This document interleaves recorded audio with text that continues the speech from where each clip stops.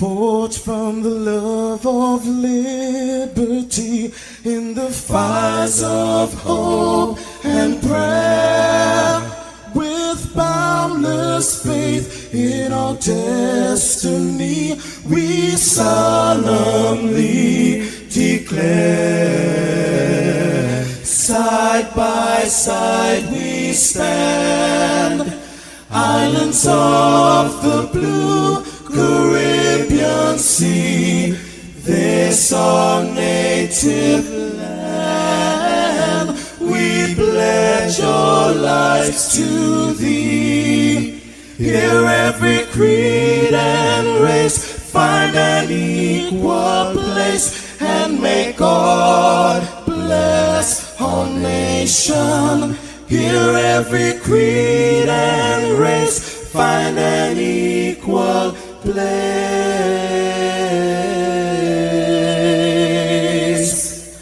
and may God bless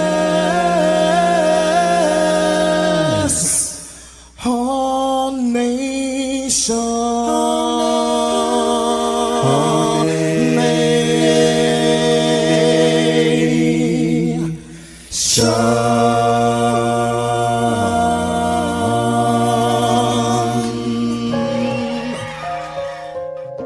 Heavenly Father, we come before you at the start of this new day, giving thanks for life, for health, and the opportunity to serve through this station. We ask for your divine presence to guide us in all we do. Bless this broadcast, that it may be a source of inspiration, joy, and unity to all who tune in. Whether near or far, may our words uplift, our music heal, and our message bring light to those who need it most. We pray for our listeners wherever they may be. Grant them strength for the day ahead, peace in their hearts, and success in all they put their hands to. Cover those traveling with your protection and those at home with your comfort and provision. Lord, may everything we do bring honor to you and be a blessing to others. Guide our steps, bless our efforts, and let this station be a vessel of positivity and hope. In your name we pray. Amen.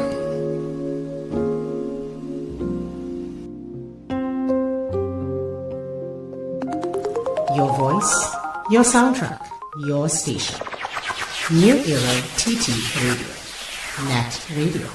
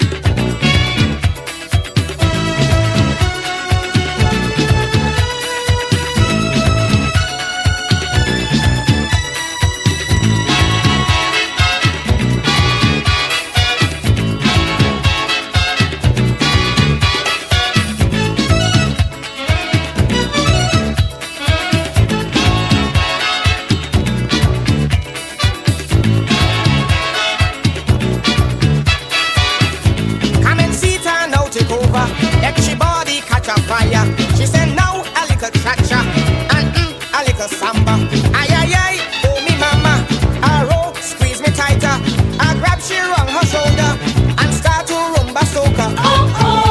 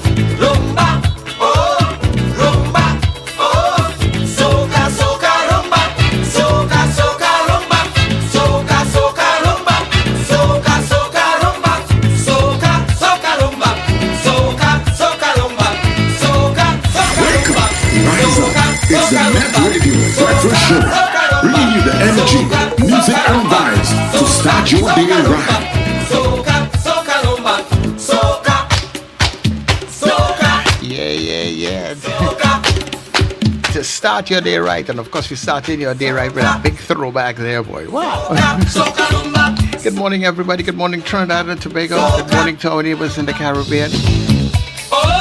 Our friends and our family streaming all around the globe. Yeah, good to have you here.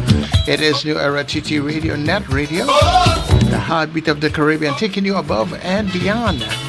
Beautiful TBT, yeah, Throwback Thursday. Hoping all is well with you wherever you are. Let me say much thanks to the Heavenly Father for bringing us together for another day. And all that we do, dear God, let it be a blessing unto you.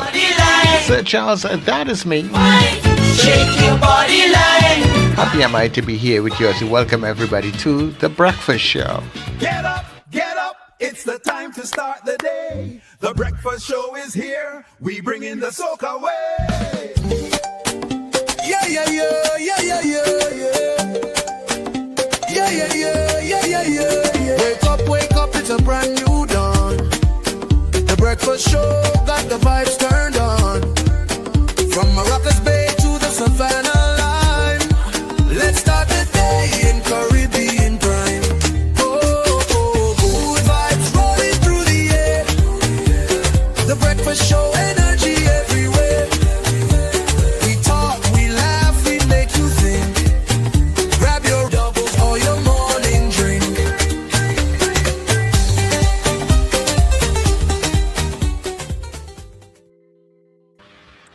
Well, good morning, and welcome to the Breakfast Show on this Thursday morning. Thursday is here already, believe it or not. You know, we love our weekend on this show. Oh my goodness, it is Thursday already. The weekend begins tonight at a second after midnight. That's how close the weekend is, believe it or not.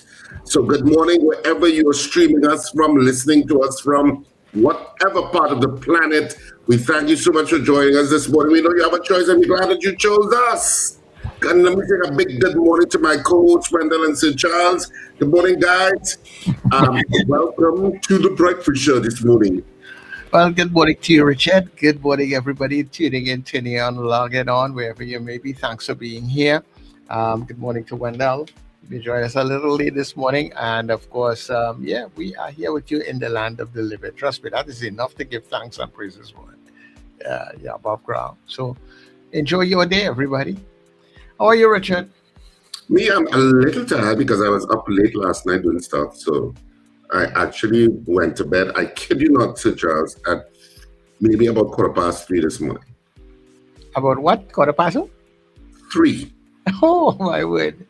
Yeah.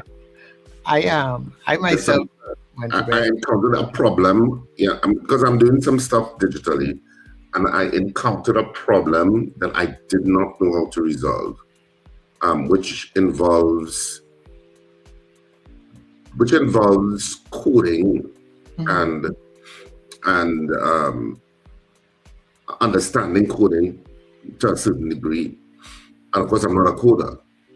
Well, last night, there was a learning curve. I'm still trying to figure out this problem, but I eventually got it resolved. But it took me hours. That's why I went to bed too late. Yeah. Well, no, that is what does normally happen, when you're not into a particular field. You will get it eventually, but, normally somebody who knows it will come and have it done in about 10 minutes. It will take you about 3 hours. Yeah.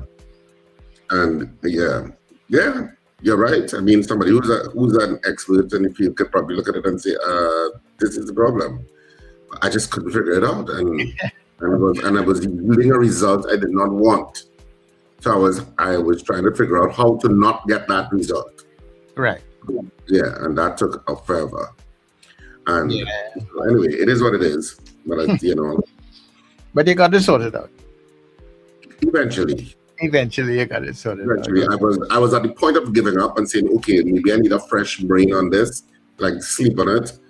But I'm persistent that way now. And I'm like, no, I'm going to resolve this. And eventually I did. So, wow. So well, I have to be deliberate some days or so when I have to get to bed, because sometimes I do just like you ended up those kinds of hours. But I have to be very intentional these days and say, look, when I sit down to this, I say, okay, 11 o'clock, that is it, 11:30, whatever it is, and I'm done by that. I'm trying my best to get it organized. So much so that, and then like yesterday, we had some problems with the internet in our area here. And a lot of areas actually where Amplia supplies internet service. So El Securo, I know when I call it, they run out a list.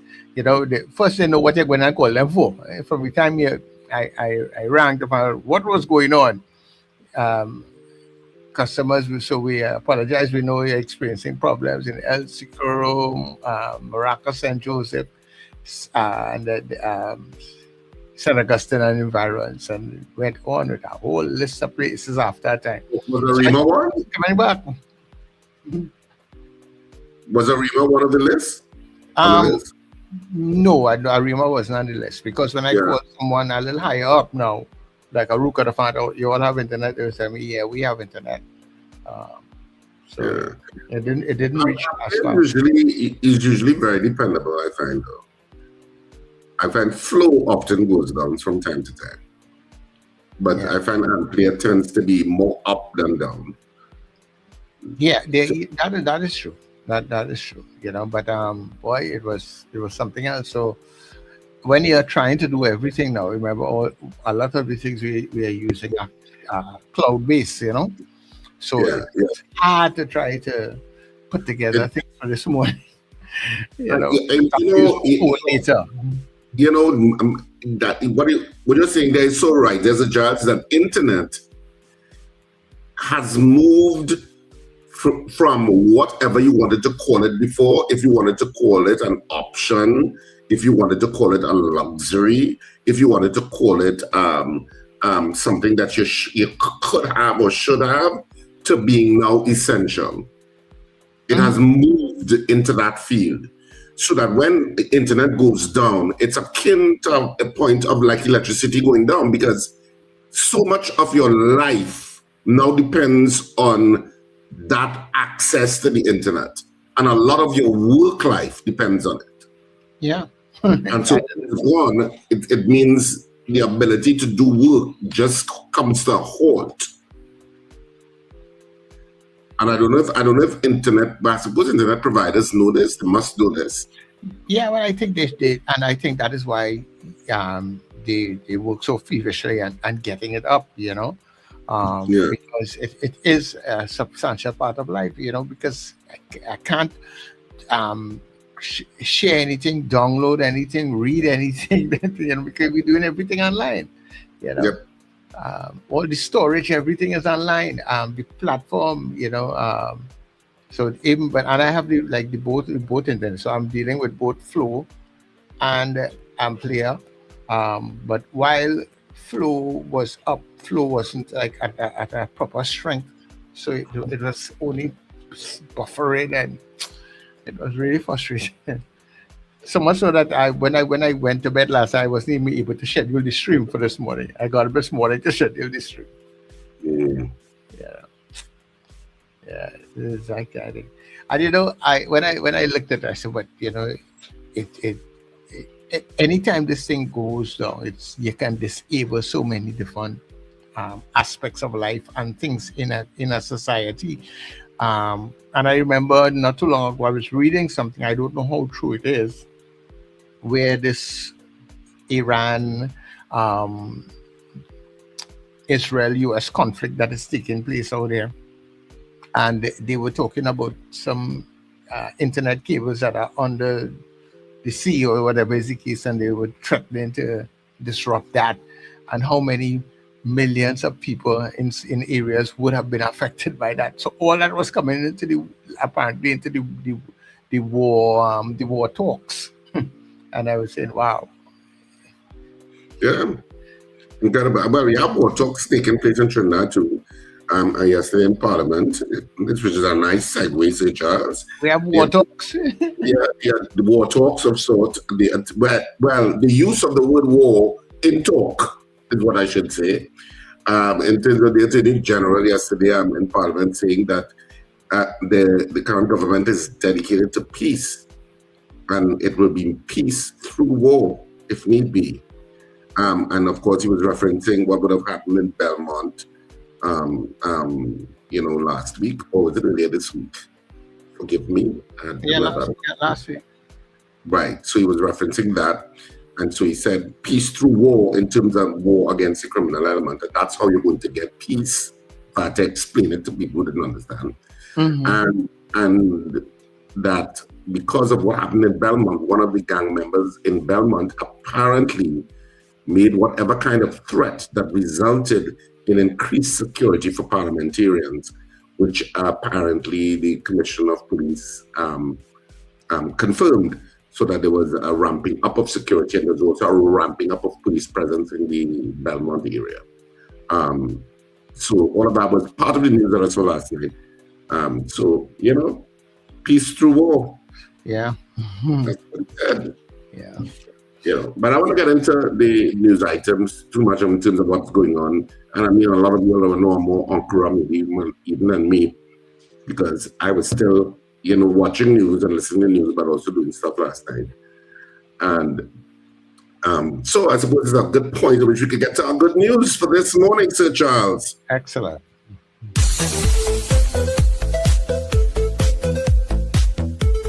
Sometimes a single act of kindness can grow into something much bigger. In the United Kingdom, one young man used his voice to make a difference for millions of children. Marcus Rashford, a professional footballer, knows what it's like to grow up facing food insecurity.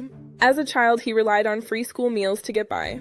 So when the pandemic left many families struggling, he decided to take action. What started as a simple effort to support vulnerable children quickly became a national movement. He worked with charities, spoke out publicly, and called for support to ensure that no child would go hungry.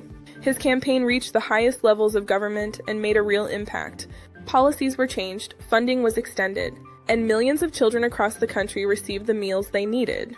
But beyond the numbers, the message was powerful. That one person, using their voice and their experience, can create real change. Today, his efforts continue to inspire people around the world. Because kindness is not always about grand gestures. Sometimes it starts with understanding and the decision to help others. That's good news on NETT Radio. Follow our channels and listen at netradiott.com for more great content.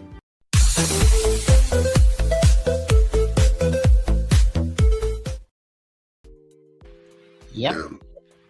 Yeah, that's very good news. Yeah. It's see a lot of these individuals like that. It's, especially our sporting athletes and, the fun entertainers, people in the arts, different, they are working to help a lot of people. And if we didn't really have people like that, I don't know what would have happened in a lot of cases where governments either can't or fail. Yeah. Look, a lot of governments sometimes are a bit right-wing, lean right-wing. I'm not saying Keir Starmer and them are. I'm just saying that a lot of governments do. Some governments do lean to the right in terms of how you view world politics. And of course, those kinds of ventures are frowned upon. They believe you have to do stuff for yourself and you blah, blah, blah. And, they take that kind of approach, even though they profess to be very Christian and very religious. So it's always a kind of strange duplicity that takes place with the right. Yes, whoever's on the right, I'm talking to you, just in case you're in doubt. They always claim to be religious and all of these conservative values, yet a lot of their policies that can be very cruel for those who are underprivileged. And I know that there are some places where I know there are some wealthy people have set up, I can't remember which country it was, if it was the US, where they have set up like free mini groceries, where you could go and shop like with a cart and stuff, but it's free. Because they wanted to bring back some level of dignity now, that you don't have to be coming to collect a box and stuff like that now. That you could actually do like your grocery shopping, but it's free. Initiatives like that.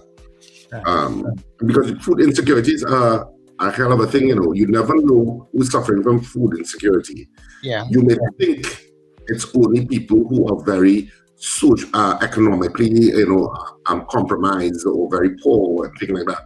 But sometimes you have middle-class people, middle-class families who are going through food insecurity. Yeah. And not so sure and fighting to make ends meet and making sure what limited amount of groceries they have, how long will it last, where is the next meal coming from, paycheck to paycheck. Any disturbance to that is traumatic. It is. Any unexpected expense becomes traumatic. That's a lot of what many people go through. Yeah, that's a serious reality, and sometimes it's only and sometimes not even when you talk to people. Sometimes it's only when you sometimes get the opportunity to sometimes visit people too. You get to realize, okay, I thought this was different, Yeah. And what do politicians do? Argue and throw words back and forth in Parliament, and people continue. What seems normal. Yeah, and people live on the outside, and yeah, that is normal behavior to them. Yeah.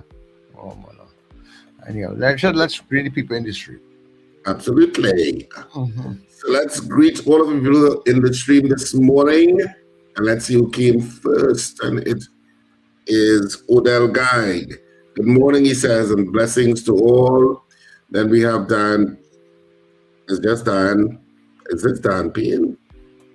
I can't tell. I think it was like guys, all on the live chat, give thanks. Then we have Anthony Tinto, says Grand Rising Breakfast Crew. He's locked on. Robert Aline, blessed morning, happy throwback tea. Margaret Thomas, my camera is blocking the name. Margaret Thomas, present, good morning, have a great day. I was in my camera positioned itself this morning to be obstructionist. But it's I who did it, so I can't be in the camera. Victor Phillips says, good morning, breakfast crew and all of the chat. May God bless and guide you. Pamela O'Connor says, blessed morning. Erica Charles says, good morning and blessings and love to all. Victor Phillips says, our safety of it must play our part and be vigilant. He's commenting on something.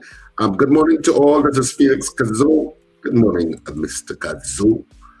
Slick Money Grip says, good morning, gentlemen and crew of the breakfast show. Good morning. Good. This is Sis Super. As for me, serve the Lord. We will serve the Lord. Blessing and love to everyone. Yeah, man. What do you want? Stick on. Let's do it. Warm this morning. Debbie Modest, pleasant good morning, gentlemen. Have a wonderful day. It's Thursday. Of course, it's going to be wonderful. Carol Guevara says, good morning on a beautiful rainy morning. It's not so rainy in Arima, so. Yeah. I wonder where she's at, because it's already by me.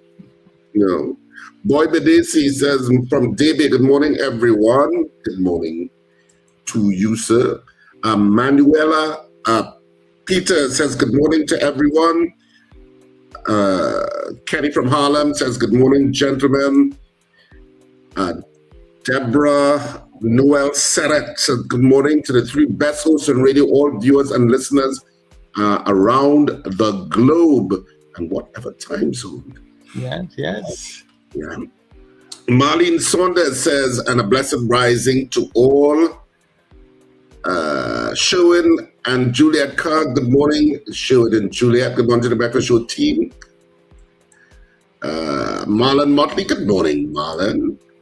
Robert Taylor says, good morning. Good morning, Robert. Kurt Hope says, good morning. Bernadette Yates and Alicia Yates says, good morning to the breakfast crew.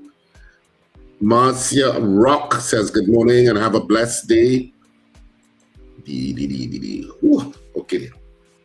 This is Sankofa, 3 a.m. this morning. I heard a noise as if people trying to break into the house. I jumped out of my bed only to see people who would collect the tree cuttings were loading up a truck. They were having a heated argument over how the packer was doing his job to Nakuru Regional Corporation. Please remind your workers working that early that people are still sleeping. Wow. Okay, I read the entire message to that point. Ali Lewis says, good morning. Michael Cadet says, good morning and have a blessed day. But Cara Guevara, as usual, is enjoying the music. Carla Hercules says, blessed morning, TNT. Mrs. R, she says, gore, but I know she means good morning. And to all of those who are locked on, that's Nadia Stephen. Good morning, Nadia. Valerie Mendoza says, good morning to the breakfast team. Margarita Chow, no, not Margarita Chow. Oh, manager TTU 23, which is Norris. Good morning, Norris. Ferguson. Sorry if I'm kind of hesitating. As I said, my camera is actually blocking. Dana Hamill says, good morning. Good morning, Dana. Joyce Phillip, top of the morning. Scorpion Pepper says, good morning. The weekend begins tonight. Don't we know it? Top of the day. This is David McCarthy says, top of the day and thankful Thursday to all. Maximum respect to the three musketeers. Well, it's two so far this morning. Wendell is going to join us a little late. He was having some kind of old people problem. I don't want to get into it because he doesn't like his business out there unless he tells you his business. But apparently it is something to do. Anyway, let me hush my mouth. I'll just leave it as an old people problem who tried to play young. Jack in life. Okay. I know Colin could teach for free. What? I know Colin could teach for free 4,200 TC. What is that about? Okay. I'm not so sure what that is about. Okay. He's advertising something. Ingrid from Tucson, Arizona. Good morning, Ingrid. Somebody's advertising something. I'm not too sure what his messages are. Cat Consulting Services. Good morning, gentlemen. Wow, Richard, or before Wendell, what happened? No service at Double Palm? Oh, no, that's unfair to my friend. That's what it is. Good morning, Mrs. R. I see you finally get, like, you more sleepy than me. Jack in Life. Okay, he's advertising. He's just sending messages advertising.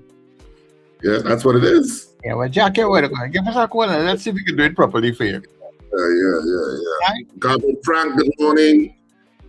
Trinity at Issues 2 Charles. Sam Cooper says, talking about internet, it started giving trouble. Dean Allen says, the internet has been defined as an aspect of human rights by specific experts. He's not sure how official it has been made.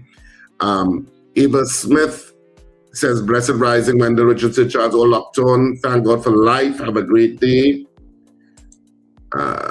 Michael Eastman says, good morning. Colt Finch, good morning, everyone. Good morning. Michael Robinson says, good morning from Yokohama, Japan. Have a great day. Good morning, Michael. I should say good evening because that's what time is probably there. Yeah, access to this is Dean Allen again. Access to the internet is increasingly seen as a vital aspect of human rights. Yep. Trinity Mill Kitchen, good morning to the breakfast crew. Oshawa, is that how you pronounce that? Oshawa, Ontario, locked on from Trinity Mill Kitchen. Trinity Get Fit, morning guys. Good morning, Trinity Get Fit. Okay, he's talking about the UN. Allen is still talking about the whole internet issue. Yeah. And where its placement is. Subash says, good morning from Woodland. Dean Allen is giving us a spiel on internet's place in humanity at this point, if I may abbreviate it. Crystal Stevens, good morning, log on and ready for today's conversation. What's up? These strange strats here today. That's from IG 3137. From ads to human rights issues. No, Dean Allen is talking about, we are talking about how the internet has moved from being an option or something that you may have or may not have to being so important in everyday life. And moved from the item. It's so essential. That's why the human rights is used in the conversation. Carol Guevara talking about there was some alien Chigonas. Julia Samantha says, good morning. Mrs. R laughing. Maria Cellier says, good morning. Good morning, Maria. Sankopa said, talk about speed reading, Richard. No, our lawyers get their reading done. And Beauty Culture, good morning. And last but not least, so far in the stream, Andre Renault says, good morning, guys. And we are locked on. So that's it for the stream on my side, Sir Charles. But yeah, a real run in there. All right, okay. So good morning to Mahi, who came in very early this morning. She's out there in New Jersey. Fifi in Addis Ababa. Good day to you, Miss Ingrid, out there in Arizona. Archbishop Ashton Clark out there in Canada. And Zena, Powder Puff Ladies, good morning. Peter Wilson, St. James, good morning. Mr. Beeps, good morning to you. Maraval people, Miss St. Augustine, a very special good morning to you. Mr. Billy, Powder Magazine. Rena Boodle Jennings, good day to you. Frank in Aruca. Captain Ron in Orlando. And Sandra Seret in Brazil Village. Good morning to all the people. Good morning to the folks on Gael Caribbean TV. Thank you very much for streaming at us as we go forward. First break for the morning, and we will be back. It is now 25 minutes before the hour of 7 o'clock. 7 o'clock.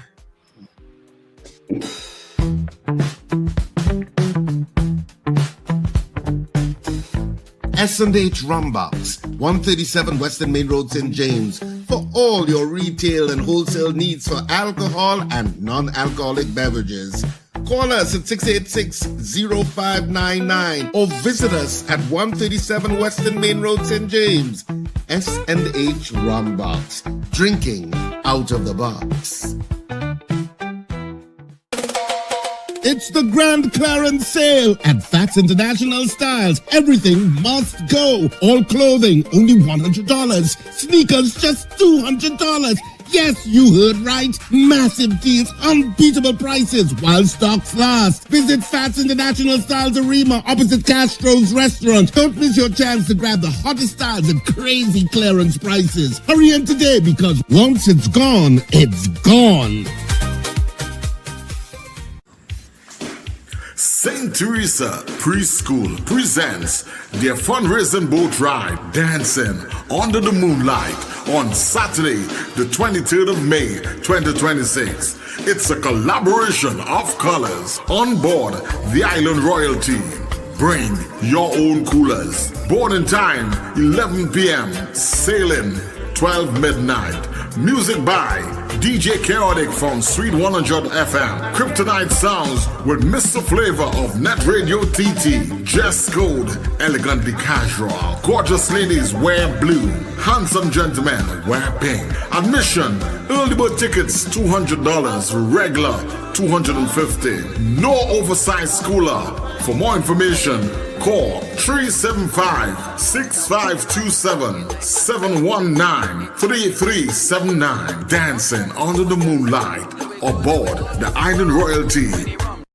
Two Fat Fellas celebrates its final performance in San Fernando, Naparima Bowl. One night, one show, Saturday, May 30th, night of the holiday. Two Fat Fellas stars, Cecilia, Penny, Kevon, Zachary, Rachel, and Rhodey. The ridiculously funny comedy is at Naparima Bowl for one final night. Tickets available at Dormont Shoe Store, Long Circular Mall, Anthony's Floral Val Park, K-Square Stores, Eastgate Mall, Brentwood Plaza, C3 Center, Athletes by the Park, Southern Food Basket, Coffee Street, and Point Fortin. Naparima Bowl box office opens on Thursday the 28th of May. Also online at islandtickets.com. For more info, text or call 683-0356 or 683-4843. Check out our early bird special online at Island E-Tickets. Two Fat Fellas.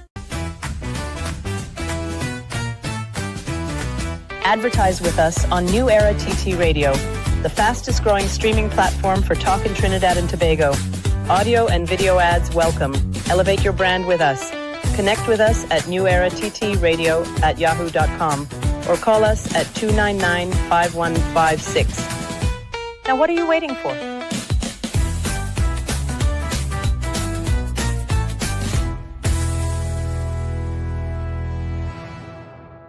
Scandal in Cipriani College, we're back. The box office smash Scandal in Citrus is back. We're back because you demanded it for 3 nights only. Friday the 29th and Saturday the 30th of May at 8:30 p.m. and Sunday the 31st at 6:30 p.m. Tickets available now at usual outlets and online. Scandal in Citrus, we're back at Cipriani College. See it again or see it for the first time. Don't miss it. Scandal in Citrus. Are you taking care of your sexual health and overall well-being? At Total Image and Dr. Raj Adult Boutique, we believe your confidence, wellness, and intimacy matter.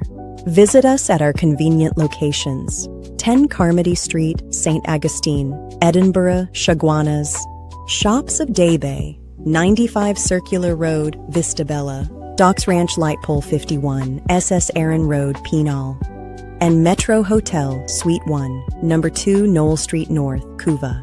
From relaxing massage services to professional guidance on sexual wellness, we are here to support you every step of the way. Consult with renowned sexologist Dr. Raj Ramnanan for expert advice tailored to your needs. Take the first step toward a healthier, more confident you. Call 285-9739 or 645-4543 to book your appointment today. Total Image and Dr. Raj Adult Boutique, where wellness meets confidence.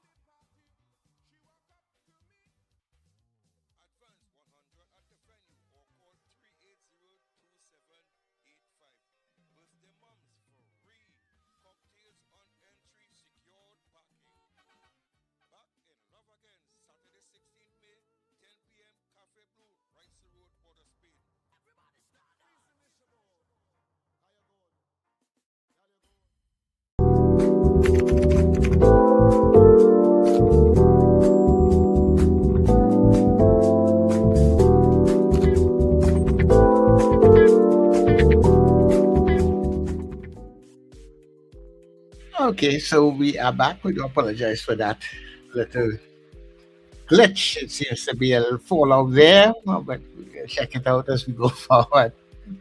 Okay, I was now about to mention it to you. I wasn't sure whether you were recognizing it on your end. Yeah, I saw it. I don't know if the volume on the commercial got beaten. I'll check it out. Yeah, because you were hearing it very, very soft. So something to look at. And of course, that's some excellent prices from Fats International, though. You know, clothes and sneakers $200 and clothes $100. As a sale to rush down to. Yeah, I'll get moving on that. Yes, yeah. So guys are coming back now. Yeah, go and check out Fats International. They have a clearance sale. I mean, wow. Astro's there. You don't have part to walk at all.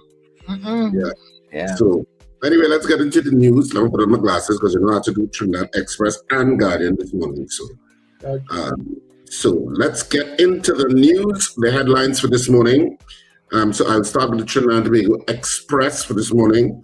Officials given... Okay, thank you, Express, for just scrolling randomly. Officials given extra protection. A member of the Belmont gang sparked a nationwide... what I would have indicated before. That was in the news last night. So officials given extra protection. Young hits loose security handling. Feel the force. That's Red Force they're talking about. And Philip and Wallace strike gold. That's our sprint cyclists.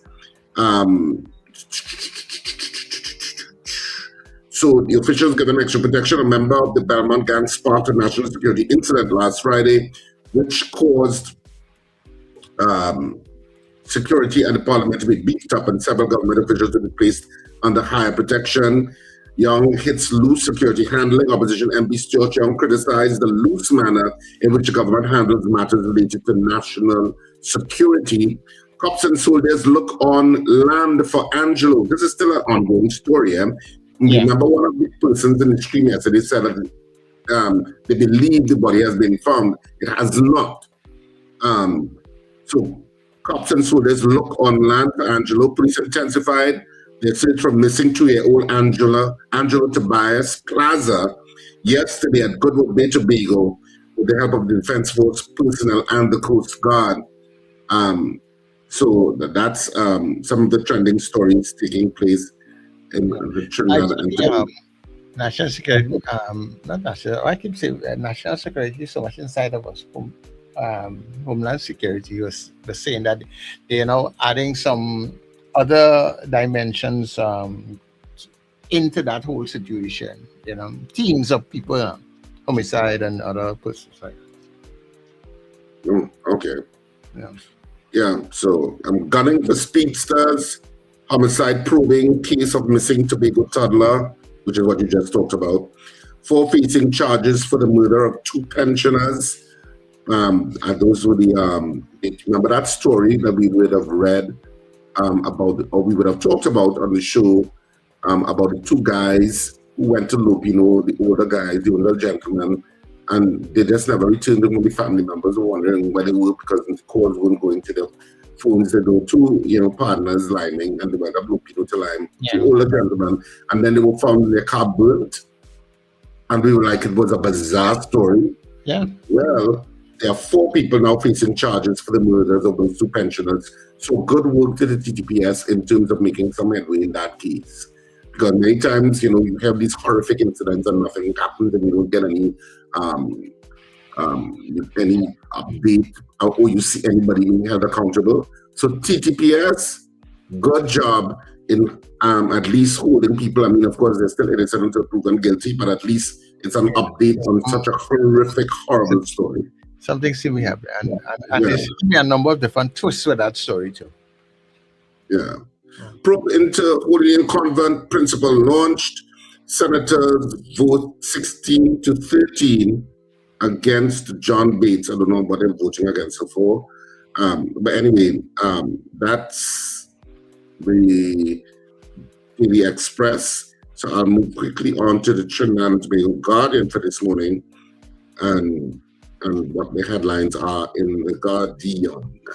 So, New threat against MPs. AG reveals increased protection for government officials after national security incident sparked by gang member. So that's the main headline. Young and Hussein apologize for offensive crosstalk in House. A Homicide Bureau joins multi-agency probe into missing Tobago toddler. Sisters, teen nephew beaten in violent 2-hour penal home invasion. So there was a home invasion in Penal where 2 teen sisters and a nephew were subjected to all kind of threats, even threats to kill them because they thought that they had some amount of money in the house.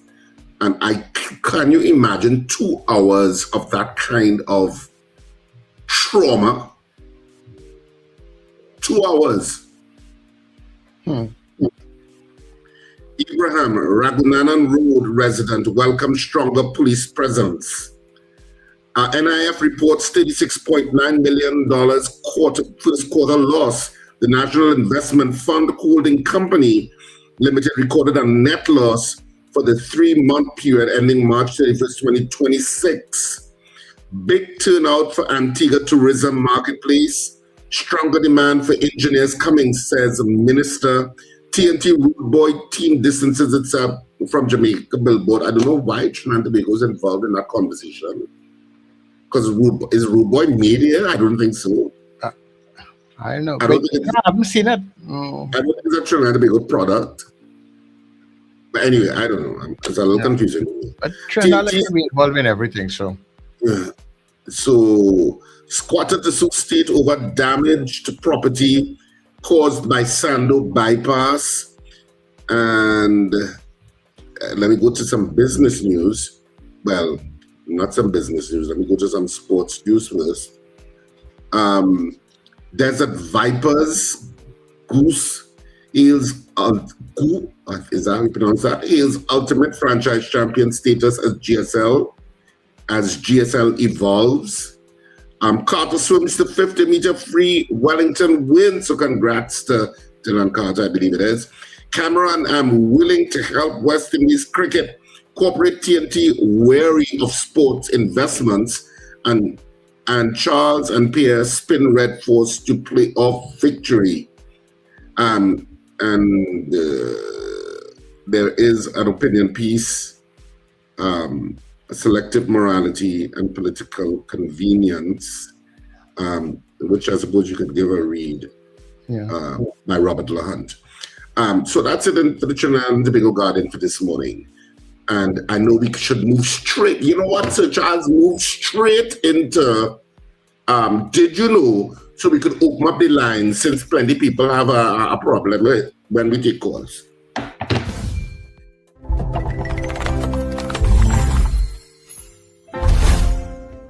If I talking about reggae, dancehall, that is Caribbean music. You got this thing in your mind that reggae and dancehall make up in cockpit country, with the Maroons and them. Reggae and dancehall evolved from other people's music. I'm telling you the facts. Dancehall come from reggae. Reggae comes from rocksteady. Rocksteady comes from ska. Ska comes from R&B in America and mental combined. You take American music and combine it with mental. Mental is Jamaican calypso. Calypso is from Trinidad and Tobago. Calypso is the first identifiable music created in the Caribbean. Your first music in Jamaica, called mental, comes off the back of Trinidad and Tobago. So when you tell me to keep out of your music, I can tell you to keep the out of Trinidadian music. Because all you take up the sound from them. And you don't know this. Your music evolved from the Caribbean. So if you want to quarrel with reggaeton, if you want to quarrel with Afrobeats, wait till Trinidad quarrel with you. Because you never give Calypso the recognition. You don't be on social media talking about soca and Calypso is idiot music. The same idiot music your music evolved from. But when you get up and you start talking like people take from your music, remember that you take from people's music.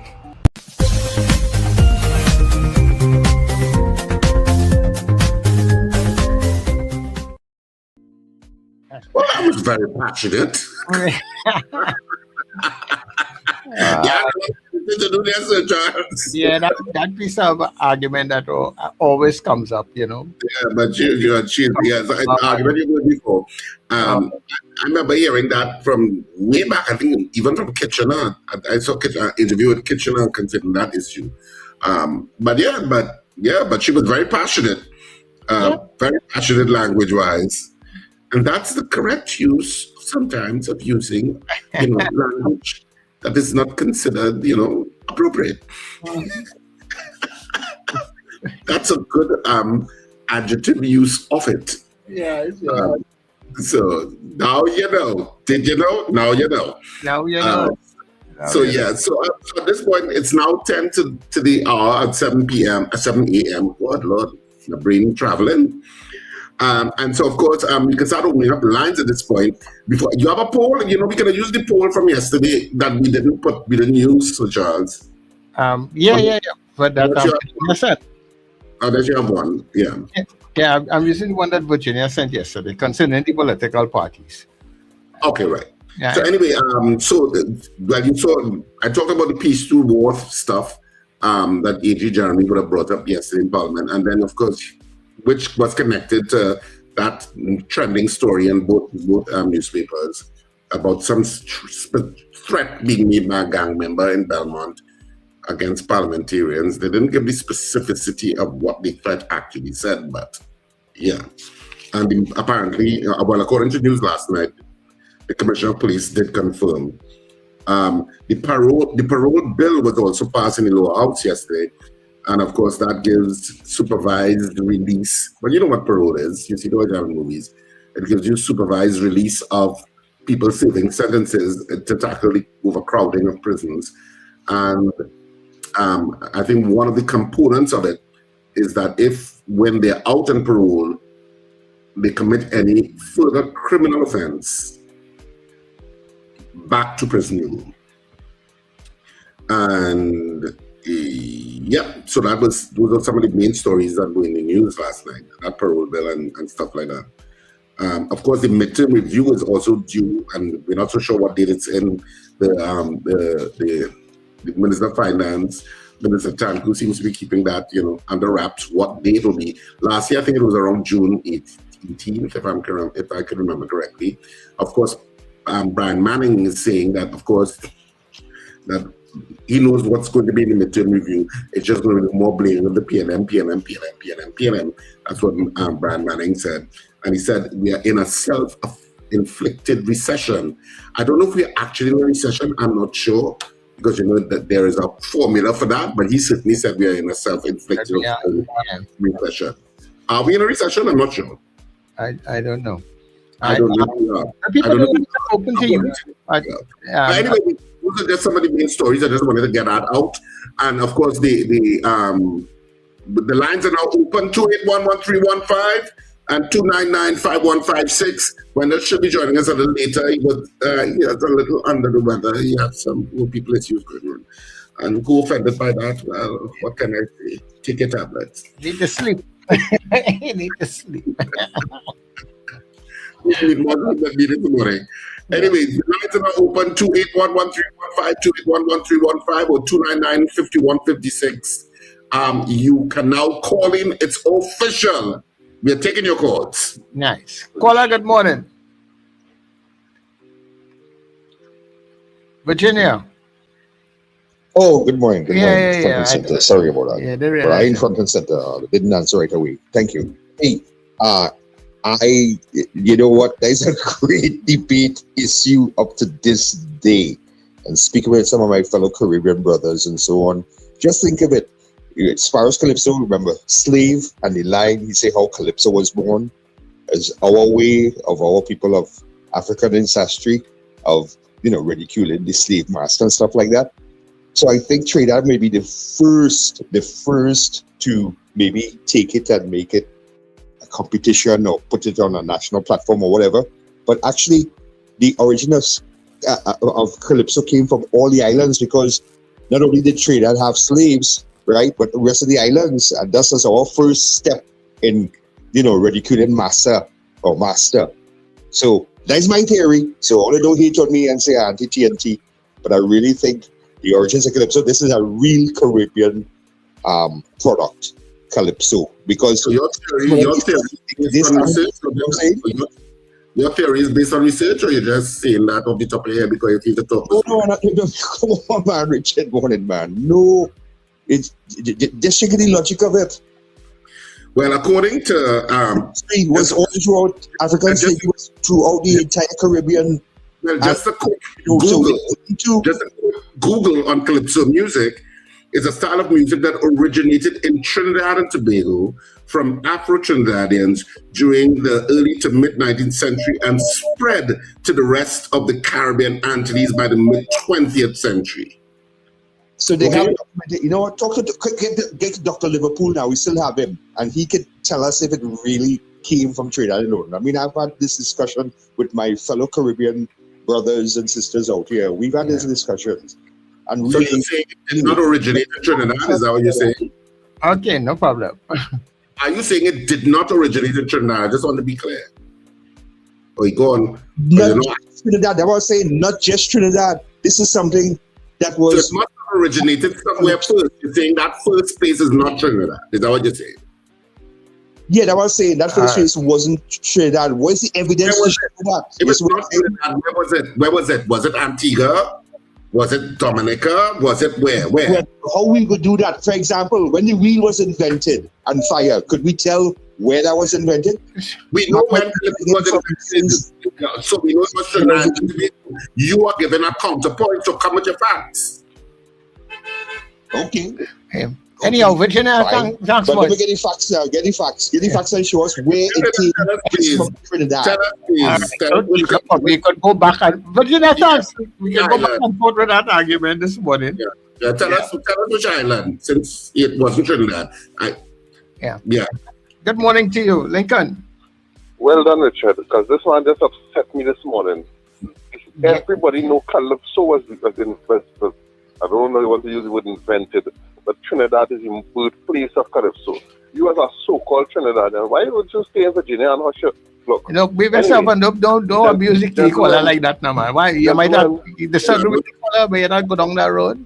Come on, now, man. Gentlemen, I have a situation I want to highlight. I passed in Valtin, the former Valtin Teachers Training College yesterday, and I was mortified to see the condition of this facility.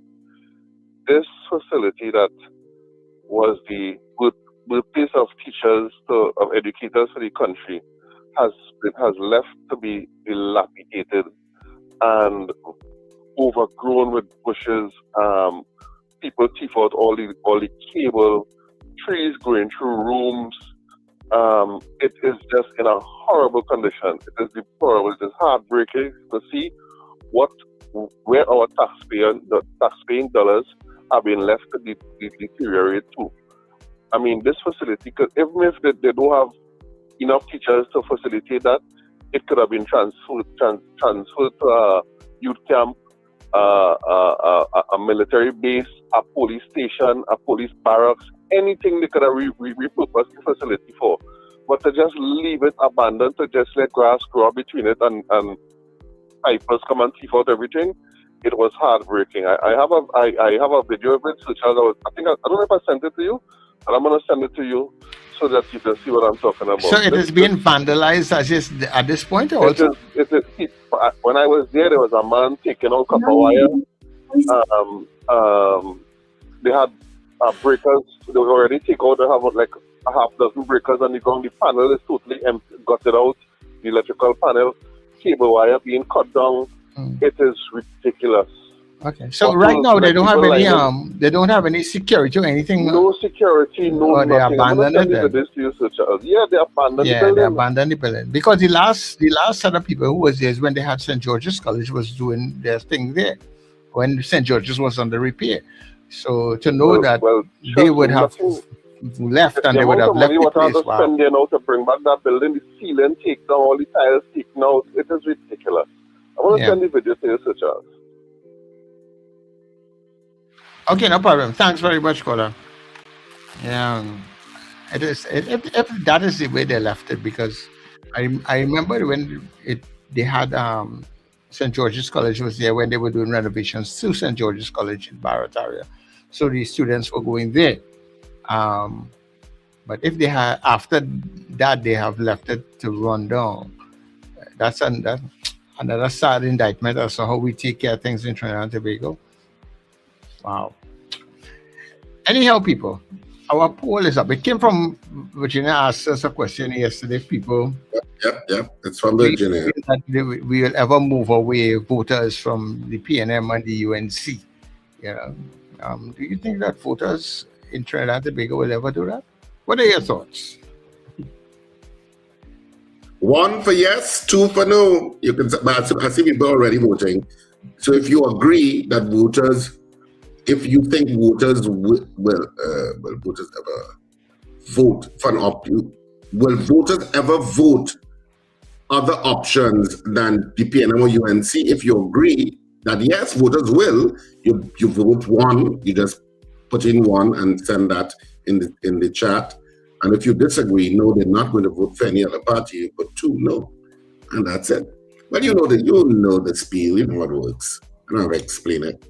Are we taking one more call before we go to the news break, Sir Charles? Or we'll take them after because we're already 2.5 minutes past the news time. All right, you'll have to do the counting of this stuff up because I'll be home. Yeah. Okay, no problem. We'll be back after the newspaper. So you can continue to vote right now.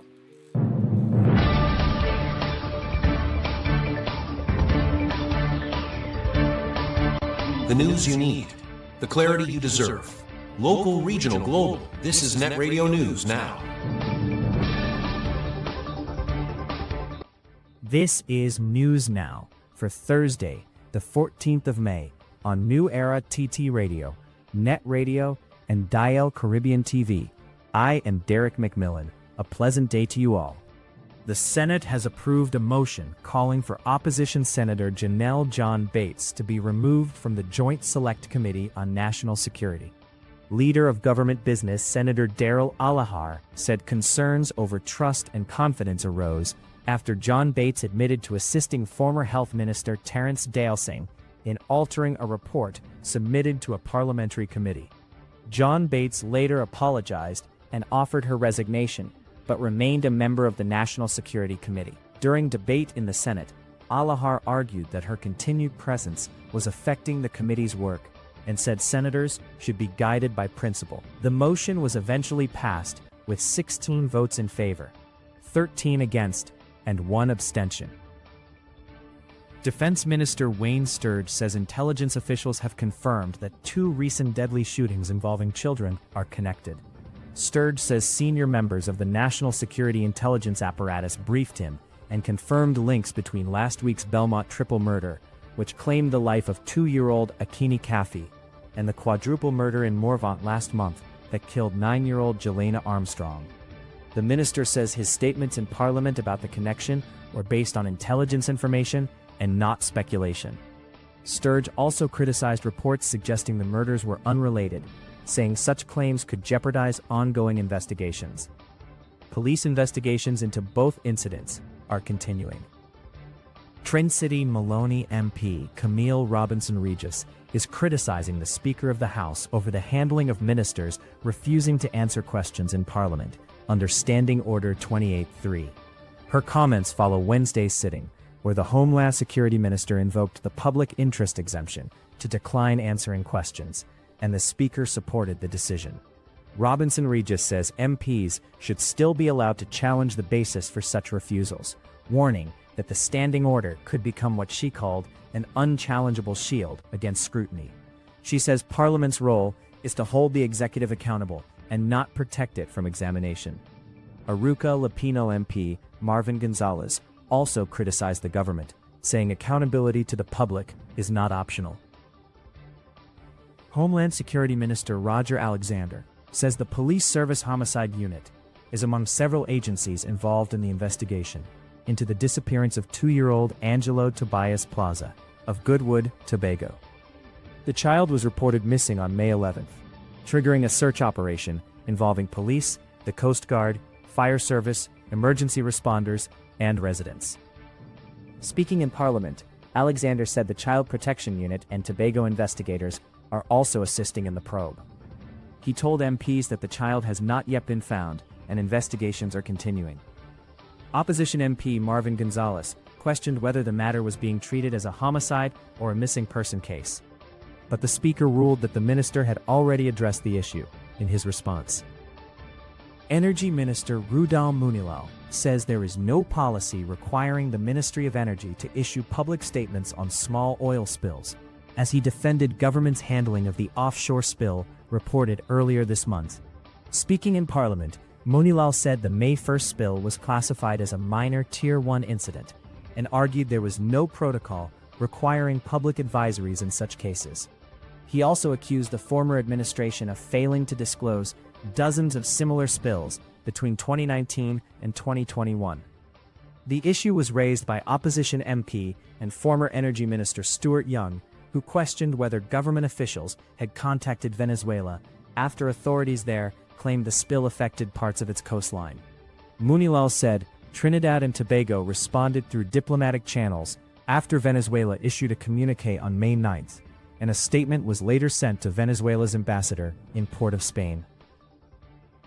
In international news, U.S. President Donald Trump has arrived in Beijing for high-level talks with Chinese President Xi Jinping amid growing tensions over trade, technology, and the conflict in Iran. Trump was welcomed by Chinese Vice President Han Zheng during a ceremonial reception at the airport ahead of the two-day visit. The leaders are expected to discuss tariffs, artificial intelligence, Taiwan, and efforts to ease tensions in the Middle East. Trump is also expected to push for greater access for American businesses in China and increase Chinese purchases of U.S. products. The visit comes as both countries continue to navigate strained economic relations and rising competition over global influence and technology. And that is NETT Radio News at this time. That was news now. Stay informed with New Era TT Radio. NETT Radio.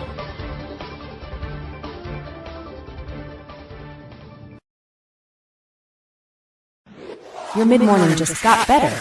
Join Sir Charles for the mid-morning mix and mingle, where good music, real talk, health, and family matters come together, and your voice is heard.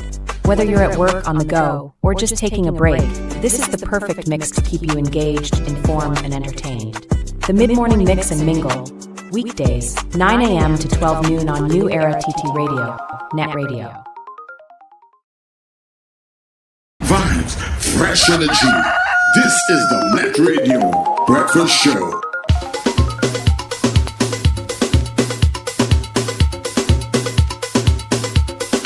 Watch it!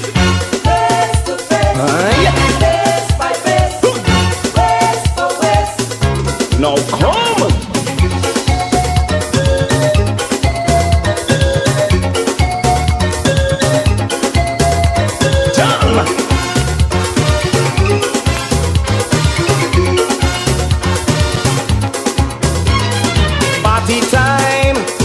Party time, I'm in ecstasy.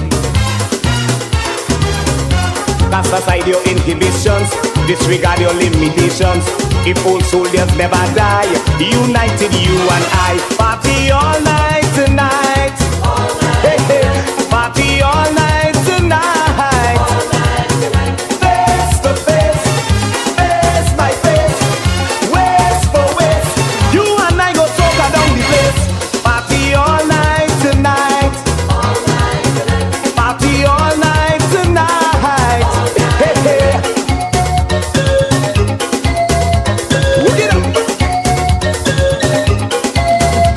Rock it up.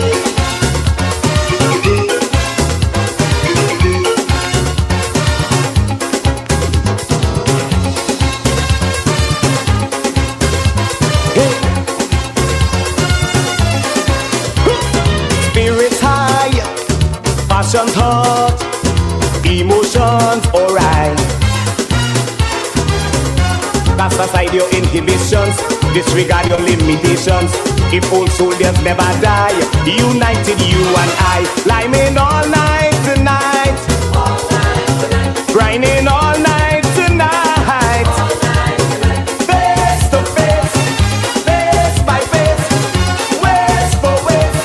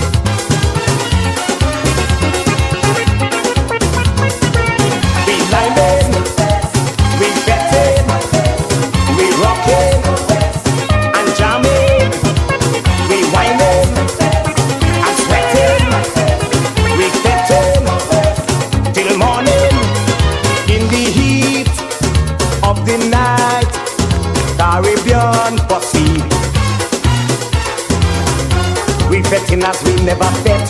If you never get what's yet, and you could lose and fancy free, get ready because party all night tonight. All night tonight. Party all night tonight. All night tonight. Face to face, face by face, waist for waist. You and I go soca down the place.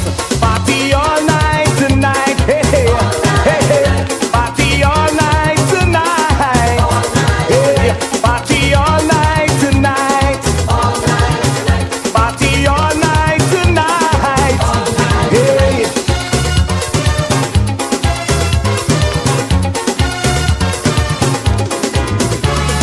Carnival in the air, lovely atmosphere.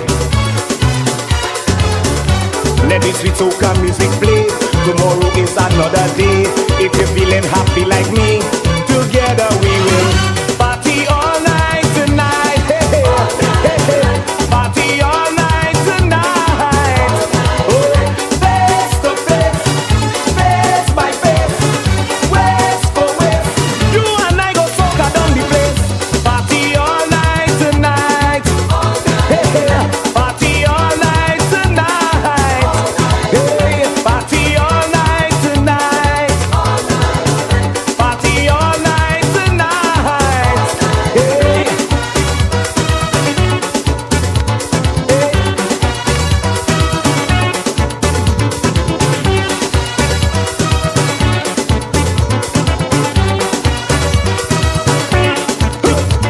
We rock it, we whine it, we lime it, we jamming.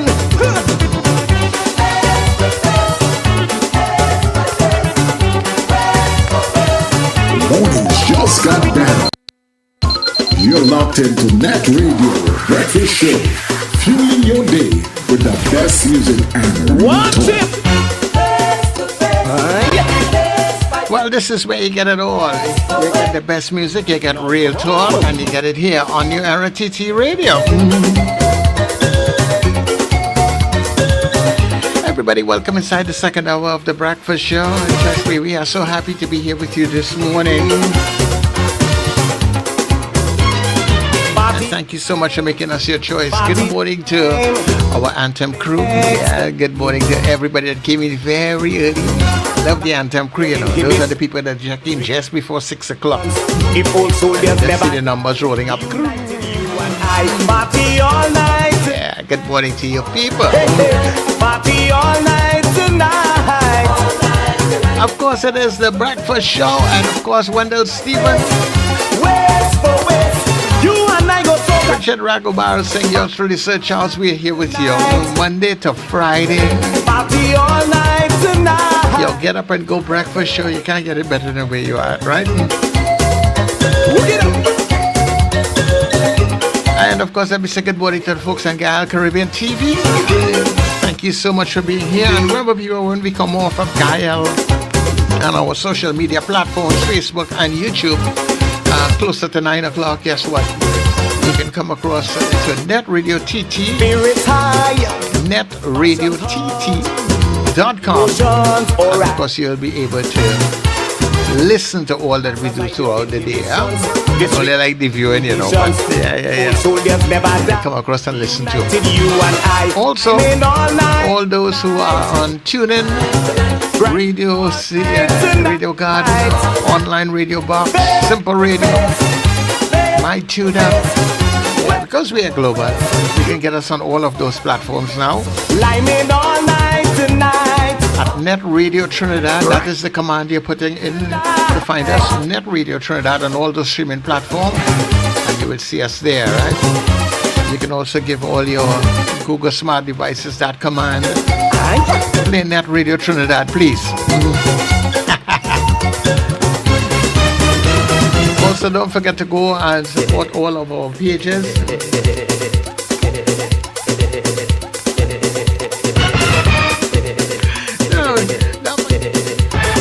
Don't forget to support all of the pages. So whether you're on Facebook, YouTube, Instagram, TikTok, Yeah, you can support the pages. Put your stamp on all of them. Like, subscribe, follow all the pages now. And don't forget to hit that donate, that support button, because we need your support, all right? Keep us outside here. What else do I need to let you know? All right, so our morning poll is up. We betting, we rocking, and jamming, we whining, and sweating. And we are asking you the question, do you feel that people in Trinidad and Tobago, I mean, looking at how we have been voting in the past, do you think that we are capable of voting any other other than UNC and PNM? They have been, yes, they have had a number of smaller parties in between there over time. Do you think Trinidad and Tobago is at a point that they're ready to vote anything other than UNC and PNM? If you're voting, if you're in favor and you say yes, you're voting one. If you're not supporting and say nah, they ain't doing that, you're voting two, alright? One for yes, two for no. When I come back, we'll tell you how you voted. So stay with us on The Breakfast Show. Cipriani College, we are back. The box office smash Scandal in Citrus is back. We are back because you demanded it for 3 nights only. Friday the 29th and Saturday the 30th of May at 8:30 p.m. and Sunday the 31st at 6:30 p.m. Tickets available now at usual outlets and online. Scandal in Citrus, we are back at Cipriani College. See it again or see it for the first time. Don't miss it. Scandal in Citrus. Extreme in collaboration with Cafe Blue presents Back in Love Again. Special tribute to mothers. Saturday 16 May, Cafe Blue, Rice Road, Port Spain behind SWWTU, 10 p.m. With nice back in time from DJ Special Delivery. And the legend, your boss DJ, sensational Mr. Versatile, Noah. I hear me name on. She walk up to me. Advance 100 at the venue or call 380-2785. Birthday moms for free. Cocktails on entry, secured parking. Back in Love Again, Saturday 16th May, 10 p.m. Cafe Blue, Rice Road, Port Spain. Everybody stand up! Please, miserable. How you good? How you good? It's the Grand Clearance Sale at Fats International Styles. Everything must go. All clothing, only $100. Sneakers, just $200.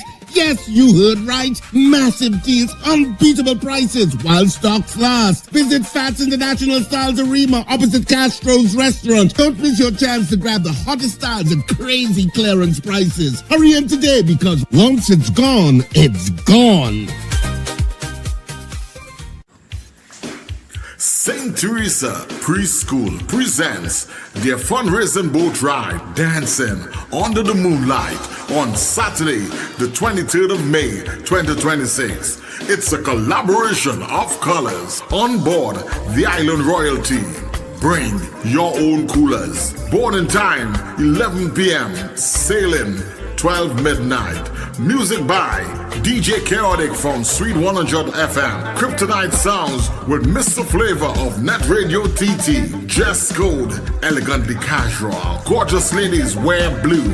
Handsome gentlemen wear pink. Admission, early bird tickets $200. Regular $250. No oversized cooler. For more information, call 375-652-719-3379. Dancing Under the Moonlight aboard the Island Royalty.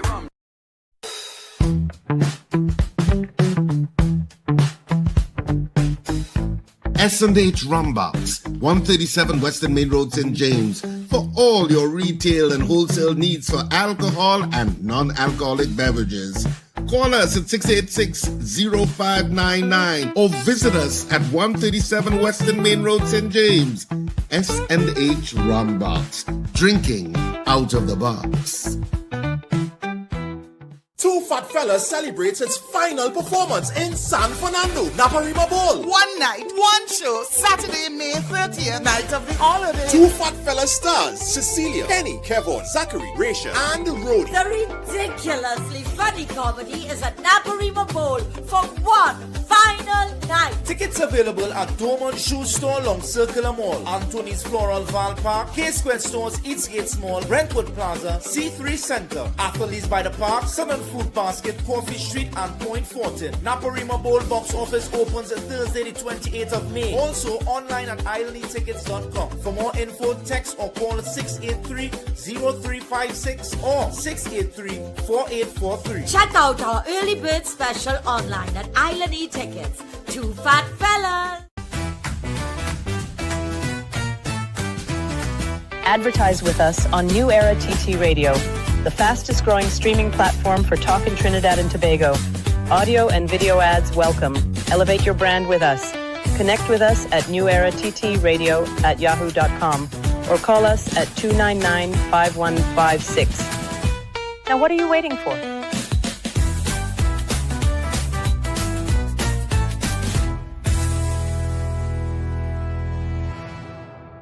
Are you taking care of your sexual health and overall well-being? At Total Image and Dr. Raj Adult Boutique, we believe your confidence, wellness, and intimacy matter. Visit us at our convenient locations: 10 Carmody Street, St. Augustine, Edinburgh, Chaguanas, Shops of Daybay, 95 Circular Road, Vistabella, Docks Ranch Light Pole 51, SS Aaron Road, Penal, and Metro Hotel, Suite 1, Number 2, Knoll Street North, Couva. From relaxing massage services to professional guidance on sexual wellness, we are here to support you every step of the way. Consult with renowned sexologist Dr. Raj Ramnanan for expert advice tailored to your needs. Take the first step toward a healthier, more confident you. Call 285-9739 or 645-4543 to book your appointment today. Total Image and Dr. Raj Adult Boutique, where wellness meets confidence.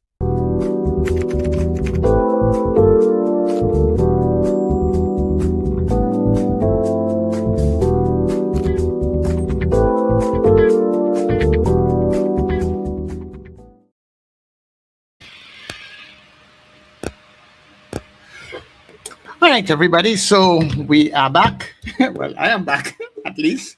Hopefully, Richard will join us at some point in time. Let me see if I can get all the things that I need to get for you guys back up and running. Oh, where's my bed go to? Right, we get in there. Okay. All right, so we are back inside of the second hour of the breakfast show. And of course, you are here on NETT Radio. And yeah, it's poll time. So this question that we're asking you all today, this question came in yesterday from one of our, I like to consider him to be the most miserable man on the net. All right, so Virginia put this question outside there yesterday, and we were going to do it yesterday, but for some reason we were not able to. We ended up talking about something else, and that took precedent. So, looking at how the thing that's going in Trinidad and Tobago, when it comes to voting, you know, as David Rogers say, how we vote is not how we party. But do you feel, or will voters ever vote other options than the two main parties that we have in Trinidad and Tobago, which is the PNM and the UNC? Right, so that is the question that we're asking you all this morning. Do you feel that voters in Trinidad and Tobago will vote anything other than, even if there are other parties that will come up, and over the time we have had different parties in between there, but what are your thoughts? Do you think that at some point in time, do you see us moving away from the UNC and the PNM? Well, let's see how you vote. So I'm going to try to go through your votes on the platforms. So you may have to bear with me a little bit because Richard has not joined us back as yet. And Wendell seems to be totally out of it this morning. You know, I don't know who told him to go online last night, you know. Anyhow. So yeah, so let's see what you are saying on the chat. So we have Kit Carter saying 1, yes. Kit, your message is kind of being held. I don't know why they're holding back your message, right? Victor Phillips 1. Marlon Motley 1. Fran Romani, exactly. Okay. For Fran Romani, I'm now seeing what you voted. Fran Romani is voting 2. Trini Get Fit 2. Scorpion Pepper. Chat. Somebody else, more chat. Red Fire 2. Governments are elected, not are selected, not elected. All right. Fran is chatting away this morning. All right. Good morning to you, son. Who else do we have again? Steve. God bless you too, Steve. Carla Hercule is 1. Somebody messages held in review. You see, according to what you are writing, I have no control over that. The platform is putting you all in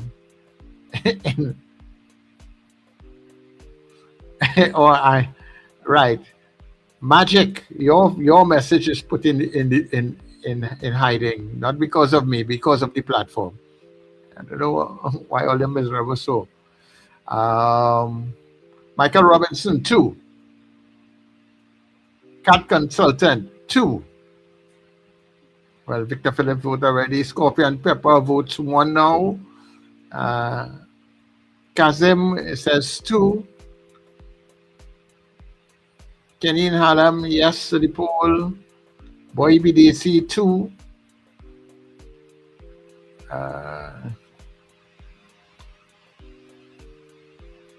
Kaisen, what is that? How you pronounce that, boy? Oh, Cassie, man. Oh, Lord. Cassie, that is you there. All right. So Cassie says yes to the poll. Nikolai is saying 2 to the poll. Jason Samuel, there's no chat there of Jason. Marlene Saunders is saying 1 to the poll. Darling Projects, I think that is 1 to the poll. I think that is Dean. Okay.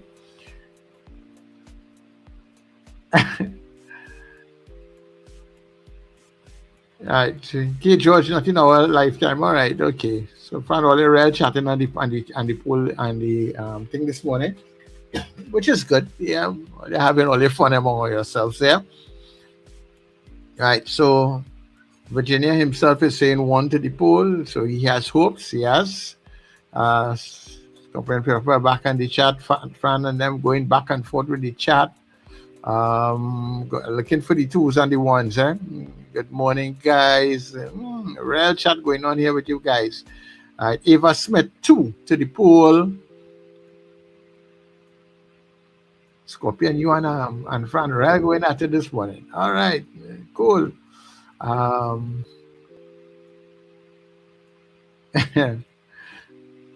Valerie Mendoza 1.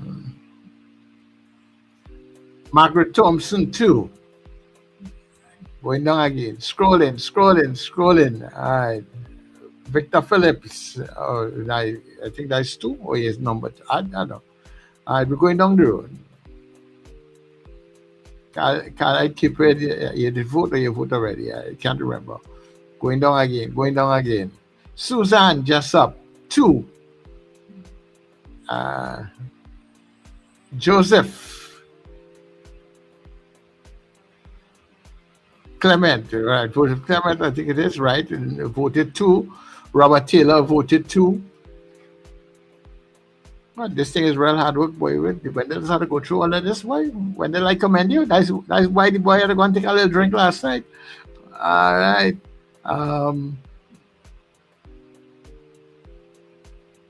what is this name? ECIRUA Ecrium. Okay. Good morning to you. One. Oh, Maurice is all right. One. Okay. Kala Cupid. Black Leo. No.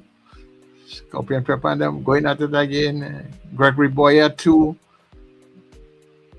Black Leo, they're voting twice. People only vote once now. Anthony Atwell voting 1. Kala Cupid finally vote 1.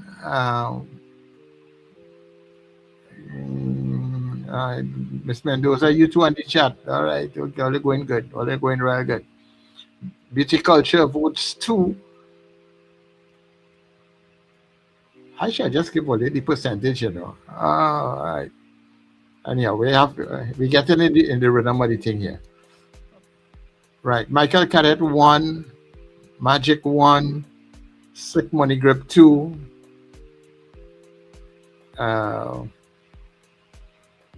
Rita Jennings 1. Alista Hart 2.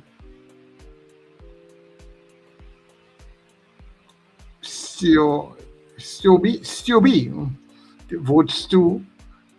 Edwin Jessup votes 2. Margaret Chow votes 2. Wendy Ann. yeah. Okay, Wendy Ann. Thanks much. I'm following the routine, Wendy Ann. That's a good one. Avian, it says 2. Diane says 1. There's plenty all in the poll this morning, man. All right, going down again, almost finished it. IG says 2. Wendy and James says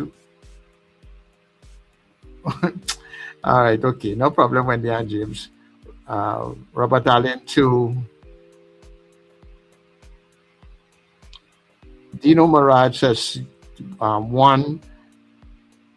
And Trini Mill Kitchen says 2. Ooh, that was a walk. I feel like Richard Play. Love, you know, love is a walk. Well, that was a walk. All right, let me see what the WhatsApp is saying. Where we started on the WhatsApp. Joanne in Mount Hope says 2. Captain Ron says 2. Mr. Augustine says 2. Archbishop Ashton Clark says 1. Judith in Tobago says 2. Peter Wilson says 1. Junior says 1. What did she say? No, you didn't vote. Right, so that is the WhatsApp. And on the WhatsApp channel, we have 2 people saying no. All right, so let me give you an overall vote tally here, because I can't tally all the individuals' numbers. Right, so 66% of you said no, that people in Trinidad and Tobago will not vote anything other than PNM and UNC. 66% of you believe the way that it is Democrats and Republicans. And 34% of you still have some hope that, you know what, things will change. 34% says, yes, we believe that at some point in time, we are going to see a change taking place where the way people vote. As I said, David Rudder said it, the way how we vote is not how we party. So I am, at this point in time, I mean, I would love to see a difference in the way that we vote. I would love to see at some point in time, you know, a new party will come forward, and you will be able to have a different set of choices. But so far, I don't see it on the horizons right now. The way our thing is kind of set up to it, kind of hard for new parties to come through. This political thing, they really call it political science, There's science behind it. And I think it is designed in a way, if you don't have strong backings, you could be kept out of the thing. If you don't have good monetary support and good people behind you to make a difference, we might be stuck with this situation for a long, long time. Because to make a difference in Trinidad and Tobago, how much seats you had to get now? We have 41 seats, so that means you had to go over that threshold to win 21, 22 seats to form a government. A new party might come along. They may have one, maybe two good, strong individuals. Most of the parties that we have seen so far coming forward in the past, we had the NTA with Gary Griffith. Gary, a strong individual in between there, out front. But who else behind him to make that difference that people could say, well, yeah, I like Gary. Gary's a strong one. And I can recognize these other individuals as strong individuals who could make a difference. We have not been able to get that. So it's kind of hard for a party to go and look for 21 and 22 people to move what we have out of power. So when the election comes, you see that, okay, I have the PNM strong, the UNC strong, and that is why you have all these other smaller parties that join. Well, PNM does go up the road alone, there is win alone, there's lose alone. But the other parties will amalgam themselves, as we have seen with the partnership as it is right now. A couple of smaller parties got involved, and their main players are now part of the government. But other than that, I don't know when we will be able to get out of that situation. If we'll be able to get out of it. But we can take your calls, right? 2811-315 or 299-5156. You can join us on the platform this morning. Richard has not joined me back as yet, and when that is out this morning, we don't have a guest. So you can get in on the conversation. We'd love to hear from you. But it is something that, we would hope at some point in time we might be able to get over that bridge. A lot of smaller parties, splinter groups come. Some of them you don't hear about anymore. I saw the other Michaela Pandey was, making some noise, but for how long, and how far? Good morning. Good morning, Sir Charles. Morning, Bishop. Well, good morning. I don't want to get in this yellow and red, and we have a situation where it's difficult to change politically because of who financing the politics. So that's another story by itself. Mm-hmm. What I call this morning is to speak about an activity that's dealing with crime and generational curse. So the start to speak about generational curse is another issue, because people don't understand when you say generational curse, what it really means.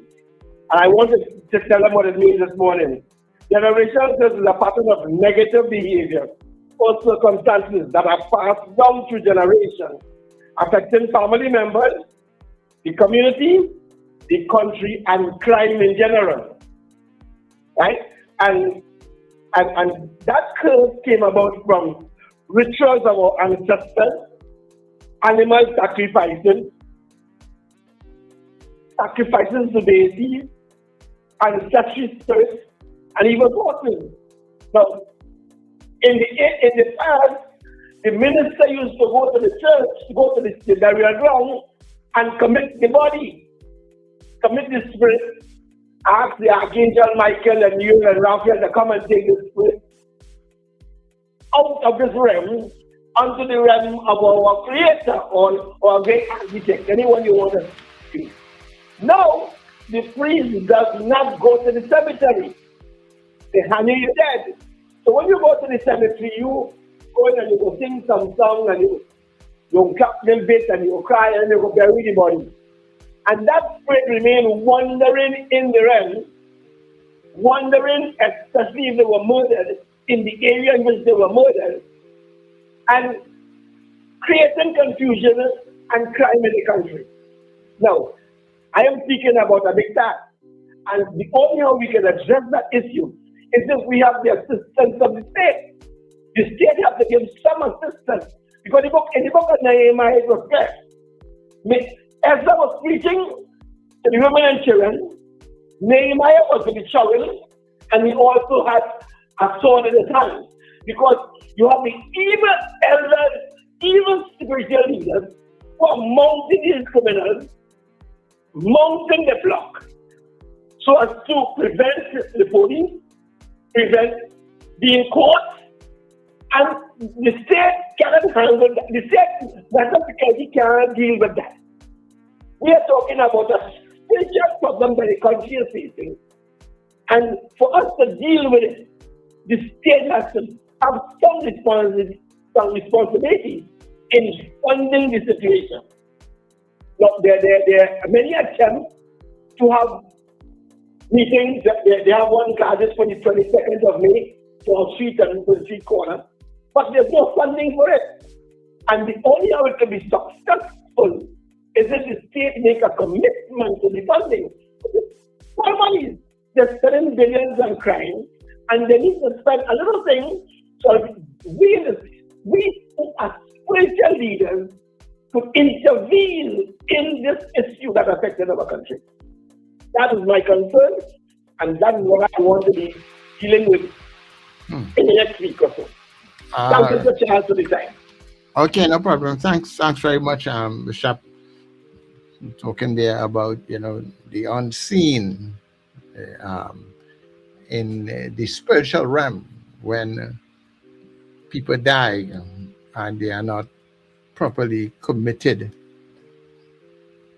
to their transitional their transitions, right? And what happens to that spirit if it roams and just creating mischief in some areas, because it is not settled. And I know it's something that some people may not really believe in, that spirit that is that Roman spirit, but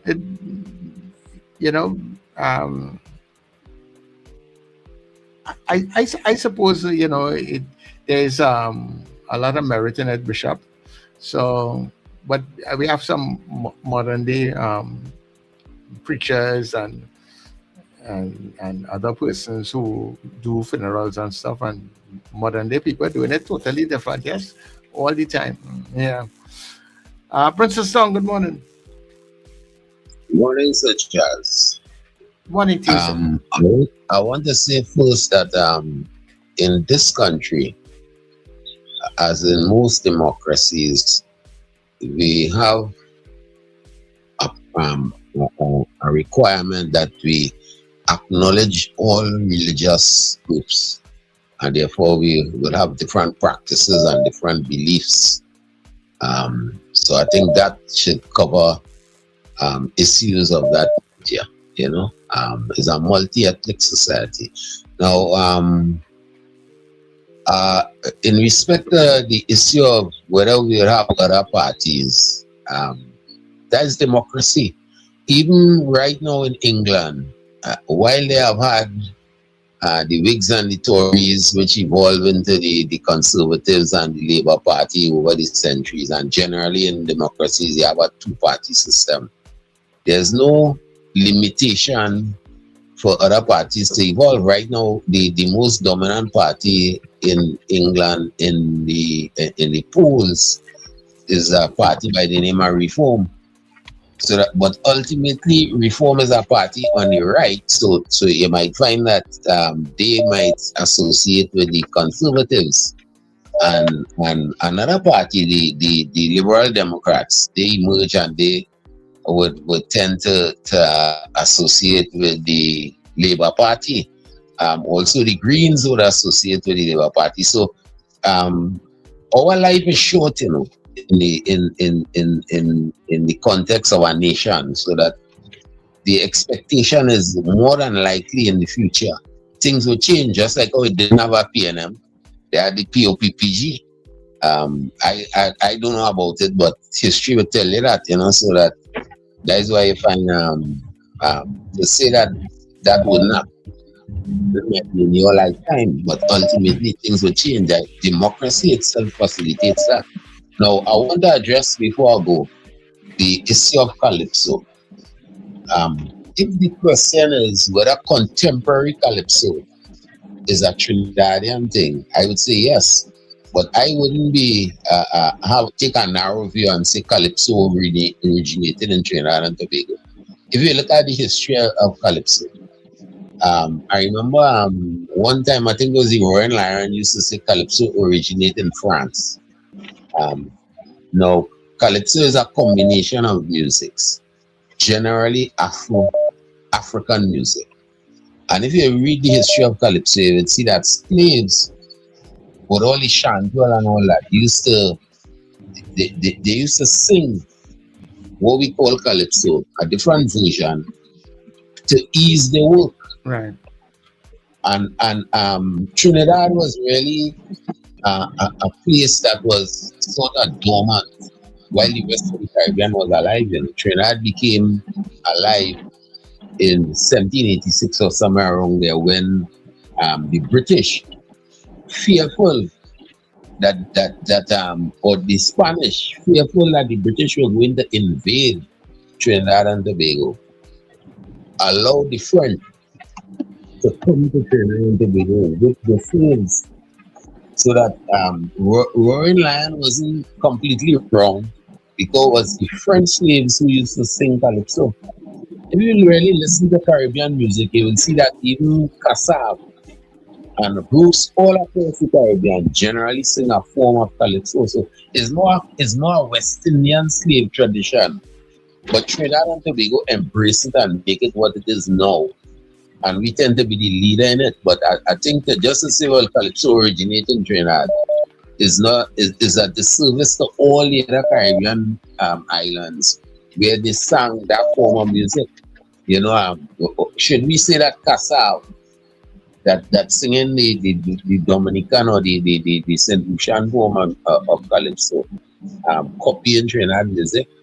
Should we say that if you look at Jamaican history, when Jamaica was about to become independent, the government basically gave them a mandate to try to develop their own form of music, you know, because what they had in Jamaica was technically a form of Calypso also, you know. And what did they come up with in Jamaica? They came up with the ska, right?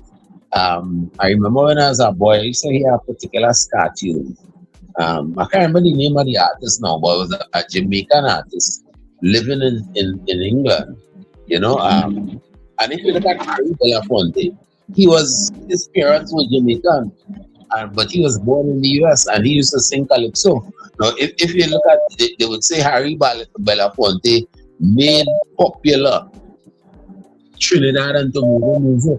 So I would say that we are in the forefront of modern day Calypso. But to say that Calypso originated in Trinidad and Tobago, I think that I don't know if is that Virginia was trying to explain. But there's a wider view there, rather than just to say Calypso originated in Trinidad and Tobago. There's no steel back. There may have been other forms of it becoming Calypso. But Calypso as a word and as a name for the art form originated in Trinidad and Tobago. There may have been other forms that contributed to it, which is what I think you're talking about. But the name Calypso and what that name represents is considered by the planet to have originated in Trinidad and Tobago. Yeah. And I remember watching an interview with Lord Kitchener where he talked about that ska beat in Jamaica And he said that ska beat came from Calypso from Trinidad and Tobago. I remember watching an interview with Kitchener about that when I was a little boy. And I was like, wait, what? Because I didn't, I wasn't informed at that point about it. And whereas there were contributing forms to the Calypso art form, which is what I think the last caller was making, and which is true, the form of it in the form that became Calypso is considered to have originated in Trinidad and Tobago. All of the other forms that contributed to it, we're not taken away from that. For it to eventually be called this thing, become called Calypso. Yeah. Like so many other, that we use today. Eventually, when it became its natural rounded form, you would say, well, yes, well, this belongs here and this belongs here. But a lot of it may have started with other individuals, so. Yeah. So I'm going to speak on that. Yeah. And that's fine. And you know what? All music, to me, how I look at music, all music belongs to all of humanity. Whatever music it is. Right. Yeah. Good morning. I don't see it as territorial. Yeah, but as I said, people. On certain things because thing. But I mean, the girl we had on today, but the girl we had on today, what did she was just passionate because obviously this was a continuation of some argument that she was answering to. Yeah, she was. So she was answering that. But I mean, I am not into that argument about, Jamaican music and Trinidad and Tobago music, etc., etc. Yeah. Whatever music you like, and music, as far as I'm concerned, belongs to humanity. Yeah, it came from all of us. Yeah, so whether it be classical music, if you feel to listen to Mozart, that's fine because it's human music. You never say, "Oh, I ain't going to listen to Mozart because he come from wherever." And, what is all of that? Yeah. So somebody come with this ingredient, somebody come with that ingredient, but eventually, you know what? We have a take, right? Yeah. But she said that they were calling soca and calypso idiot music. I think that's what she was responding to. Yeah. Some Jamaicans who were calling it idiot music. Yeah, she was, and that is what she was really pushing through. Yeah. Right. Yeah. Lincoln. Morning, Richard.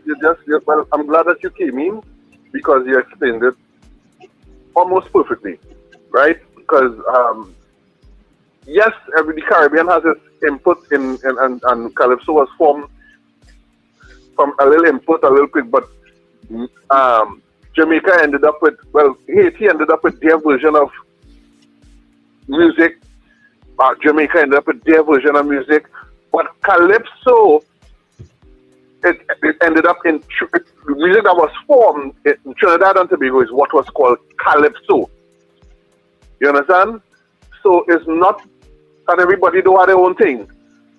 But I digress. You explained it perfectly, Richard. I don't need to beat a dead horse. Okay, that's what I was calling back to say. So, but thank you very much, Richard, for coming back on and explaining that how you did.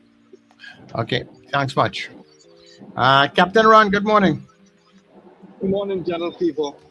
Listen, first of all, I think what Virginia has been doing, what he did there is giving people in the rest of the Caribbean an excuse. He's arming them with something to argue and take claim to fame for Calypso. Because I had this argument here with somebody from Antigua many moons ago.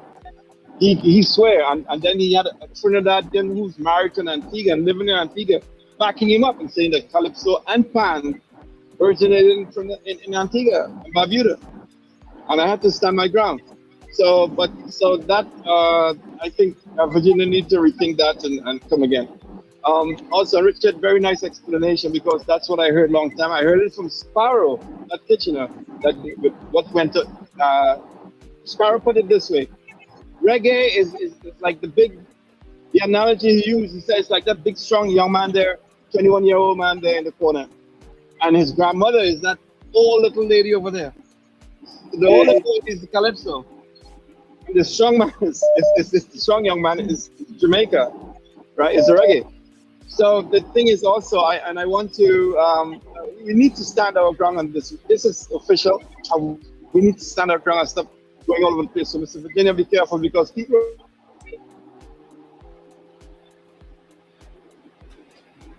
put something in their. All right, Captain Ryan, I'm kind of losing. Yeah, are you hearing me? Yeah, I'm hearing you now. Go ahead. Okay, I just want to say this, I'm gone. Richard said this morning, kudos to the good work, the TTPS, with the solving of arresting people and stuff. Let me tell you, I think that is not accurate because all the fame has to go and thanks got to go to Mr. Ian Allen because since last week, he's the one. He has this anonymous line where people put information and don't give any names. And he did it. He's the one who took all of this. He even went to the house where the young lady lived and got all the people involved and then give it to his friend who's one of the police inspectors. And now they're able to make an arrest today. Oh, okay. But I didn't know that context. I didn't know that. Yes. So I just like to give credit where credit is due. That's about it. Anyway, guys, have a good day. I'll be listening. Yeah. That conversation, to narrow it down as to where it actually came. I remember there was an interview, even Bob Marley had said that too, that the Calypso influenced reggae music because the Calypso was their first, so I was trying to find it, I saw it somewhere along the line, but I remember that Bob Marley himself was actually saying that the reggae came out of the Calypso. Yeah, so that conversation as to who owns it, but everybody come with a piece of the pie, Dabadi, good morning. Yes, I had to get the Charles. Good morning. Good morning, Richard. Morning. Good morning. So, I want to find out something. What happened in Parliament yesterday? What transpired in Parliament yesterday by the utterances of the Attorney General? He said that they have information that some gang leader was going to do something to the Parliament, so they had to protect the parliamentarians. And it was confirmed by the Commissioner of Police, right? Yeah. It's that today's the 14th of May. We have just over 2 weeks again to go before the end of this SOE. Is it that there's a kind of a stepping stone to institute another state of emergency? Because this is the same playbook. I think change of the. Let me hear. I think this is going to be. There was the 15 days, then they went into this 3 months. So this will be the second 3-month period if they were to go into an SRE again. I want to believe they will because they are kowtowing to the police and them saying we need the SOE because they want to function in an abridged rights situation. And that and for that second extension of 3 months, they just need a simple majority. It's the third extension is where the special majority will kick in. That it will need the support of, I think at least independent senators in terms of that. Mm-hmm. Yeah. But this extension coming up, they don't need really any assistance, really. So, my thing is this.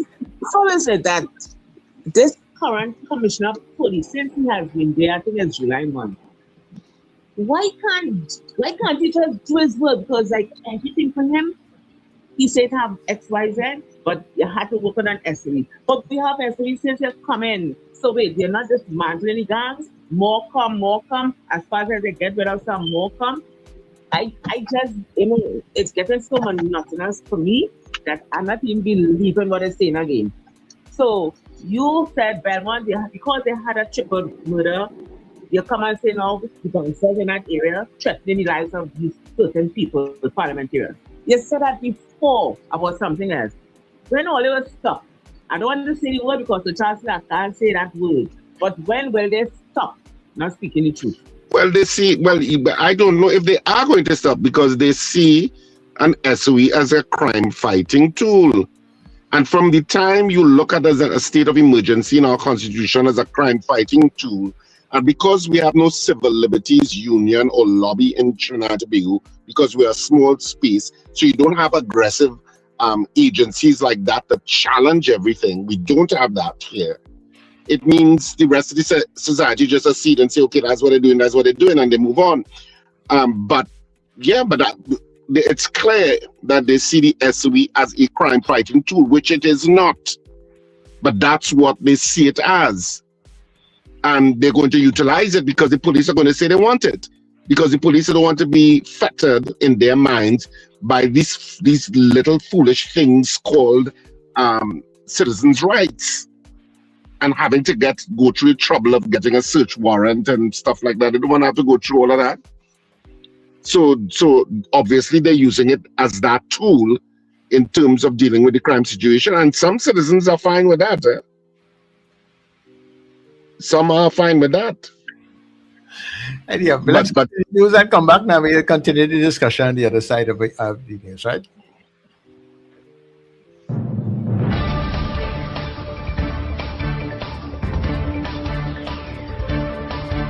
The news you need, the clarity you deserve. Local, regional, global. This is NETT Radio News Now. This is News Now for Thursday, the 14th of May on New Era TT Radio, NETT Radio, and Dial Caribbean TV. I am Derek McMillan. A pleasant day to you all. The Senate has approved a motion calling for opposition Senator Janelle John Bates to be removed from the Joint Select Committee on National Security. Leader of Government Business Senator Daryl Alahar said concerns over trust and confidence arose after John Bates admitted to assisting former Health Minister Terrence Dalesing in altering a report submitted to a parliamentary committee. John Bates later apologized and offered her resignation, but remained a member of the National Security Committee. During debate in the Senate, Alahar argued that her continued presence was affecting the committee's work and said senators should be guided by principle. The motion was eventually passed with 16 votes in favor, 13 against, and 1 abstention. Defense Minister Wayne Sturge says intelligence officials have confirmed that 2 recent deadly shootings involving children are connected.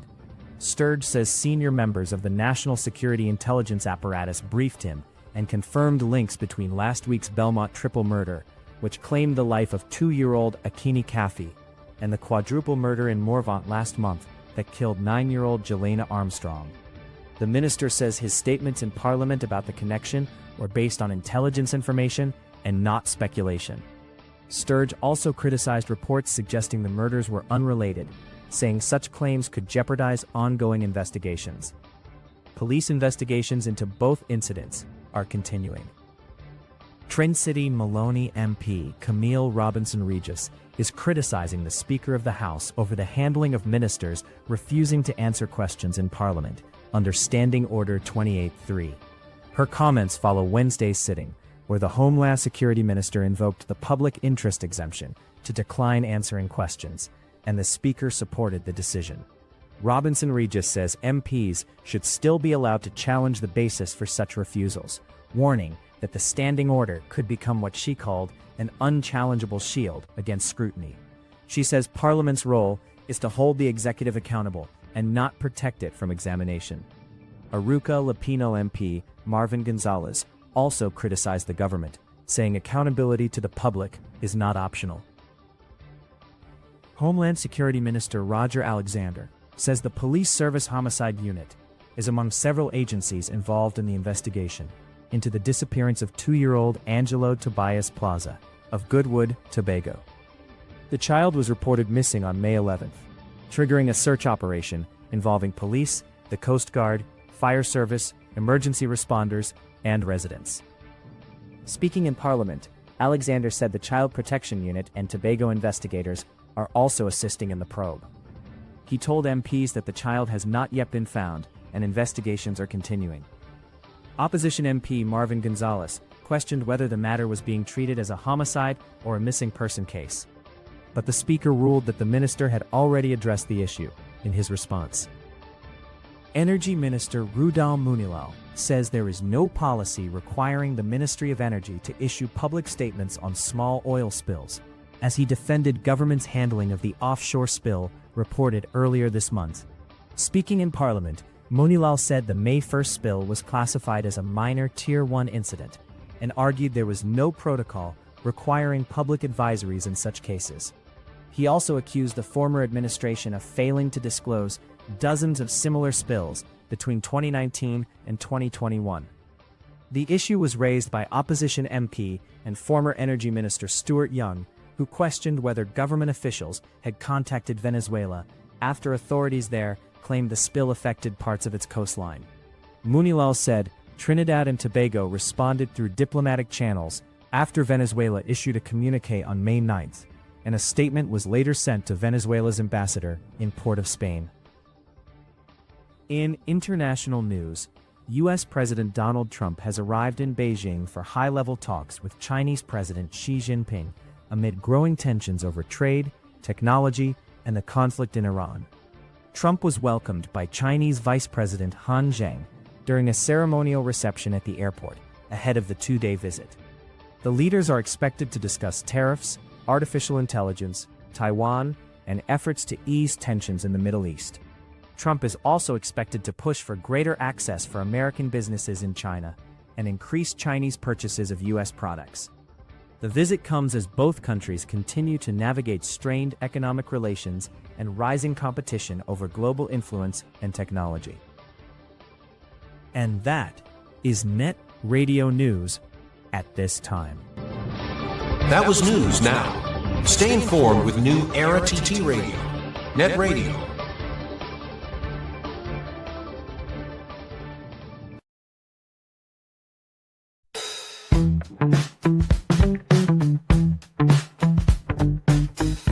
S&H Rumbox, 137 Western Main Road, St. James, for all your retail and wholesale needs for alcohol and non-alcoholic beverages.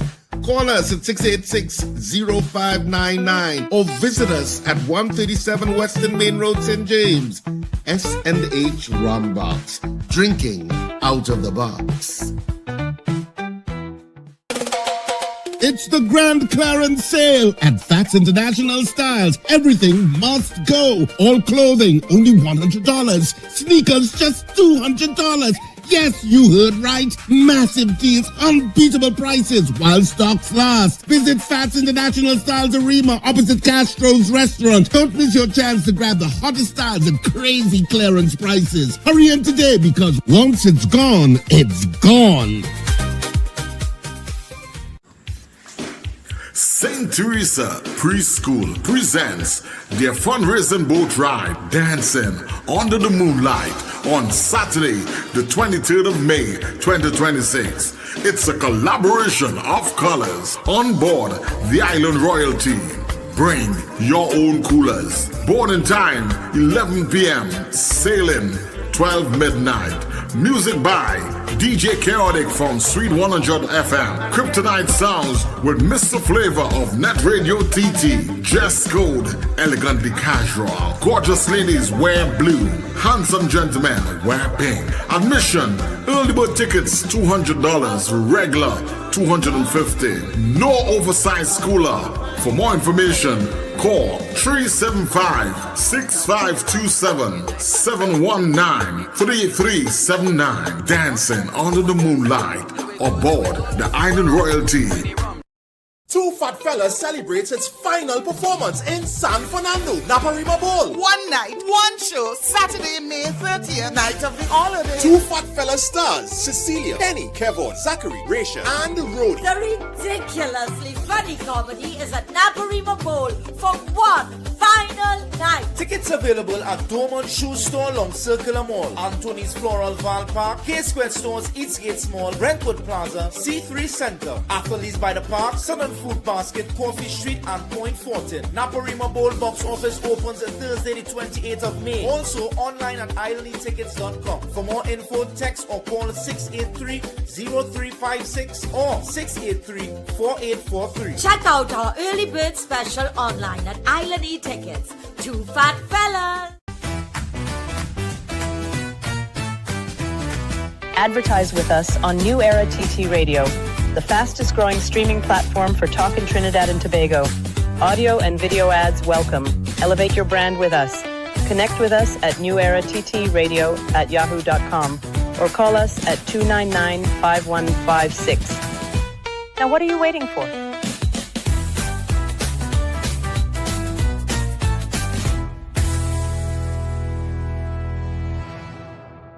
Scandal in Cipriani College. We are back. The box office smash. Scandal in Citrus is back. We are back because you demanded it for 3 nights only. Friday the 29th and Saturday the 30th of May at 8:30 p.m. and Sunday the 31st at 6:30 p.m. Tickets available now at usual outlets and online. Scandal in Citrus. We are back at Cipriani College. See it again or see it for the first time. Don't miss it. Scandal in Citrus. Are you taking care of your sexual health and overall well-being?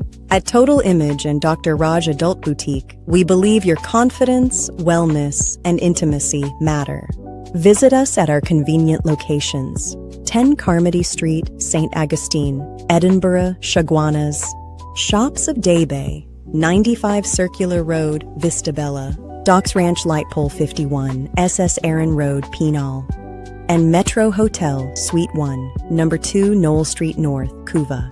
From relaxing massage services to professional guidance on sexual wellness, we are here to support you every step of the way. Consult with renowned sexologist, Dr. Raj Ramnanan, for expert advice tailored to your needs. Take the first step toward a healthier, more confident you. Call 285-9739 or 645-4543 to book your appointment today. Total Image and Dr. Raj Adult Boutique, where wellness meets confidence. Extreme in collaboration with Cafe Blue presents Back in Love Again. Special tribute to mothers. Saturday 16 May, Cafe Blue, Rice Road, Portersville, behind SWWTU, 10 p.m. With nice back in time from DJ Special Delivery. And the legend, your boss DJ, sensational Mr. Versatile, Noah. Hear me name on. She walk up to me. Advance 100 at the venue or call 380-2785. Birthday moms for free. Cocktails on entry, secured parking. Back in Love Again, Saturday 16th May, 10 p.m. Cafe Blue, Rice Road, Portersville. Everybody stand up. Please, Mr. Board. How you good? How you good?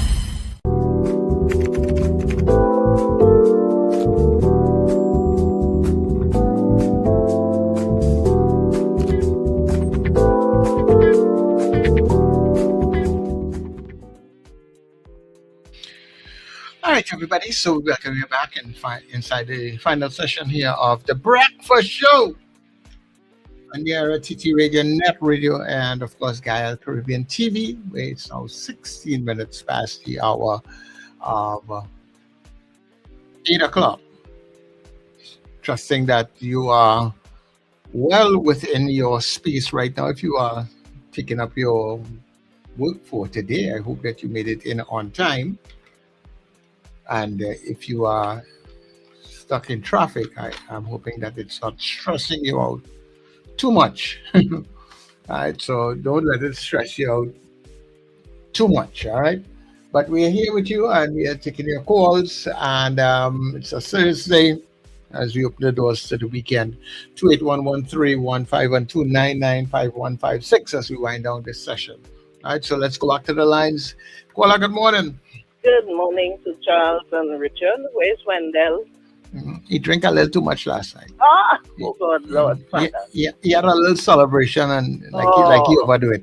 All right, I'll excuse him. What is going on at Holy Name Convent? I am seeing all over social media, well, actually, on Mother's Day, the night, they highlighted a video with Sister Rennie Paul, who I think she's the acting principal, and 2 students saying how she is so nice and she like a mother to them and whatever. And the next day, former students started calling the media and saying how she was so cruel and she wicked and all the trauma they put her through. And right now they have a petition, 1,000-something signatures, because I think the ministry want to make her the principal, and they say no way. So I said, but what madness is this? Let me tell you something, so Charles. In our time, we didn't dare do that. But students, children right now, they coming out. They're speaking out. And I am saying the ministry and the Catholic board needs to investigate this. Because, I think I heard they said they're investigating it, and I hope it doesn't end up like the Sagba report. I pray and hope we get some results and get to the bottom of this. Have a blessed morning. Yeah, okay. Thanks very much. It's Diego Martin. Yeah, that whole Holy Name situation, we are hearing a lot about it, but we don't know exactly what is the actual complaint of the student. Online you're hearing people say that the lady was wicked and she was bad and she did this and did that, and the number of complaints to the Catholic board, and they have not been treating with the situation, or they have elevated her to being principal of the school, and it's not sitting well with some of those who are present, and even some of those students who have passed, and parents also, so I don't know where the investigation will go, but I think there's an investigation. If the Catholic board didn't know to get busy before, they'll get busy now. Caller, good morning. Good morning. 2 points, Charles. I'll just spring off of what your last caller said there. And what you are saying. Because what constitutes wicked? We just call the police wicked because they enforcing the law. Are they wicked? You understand?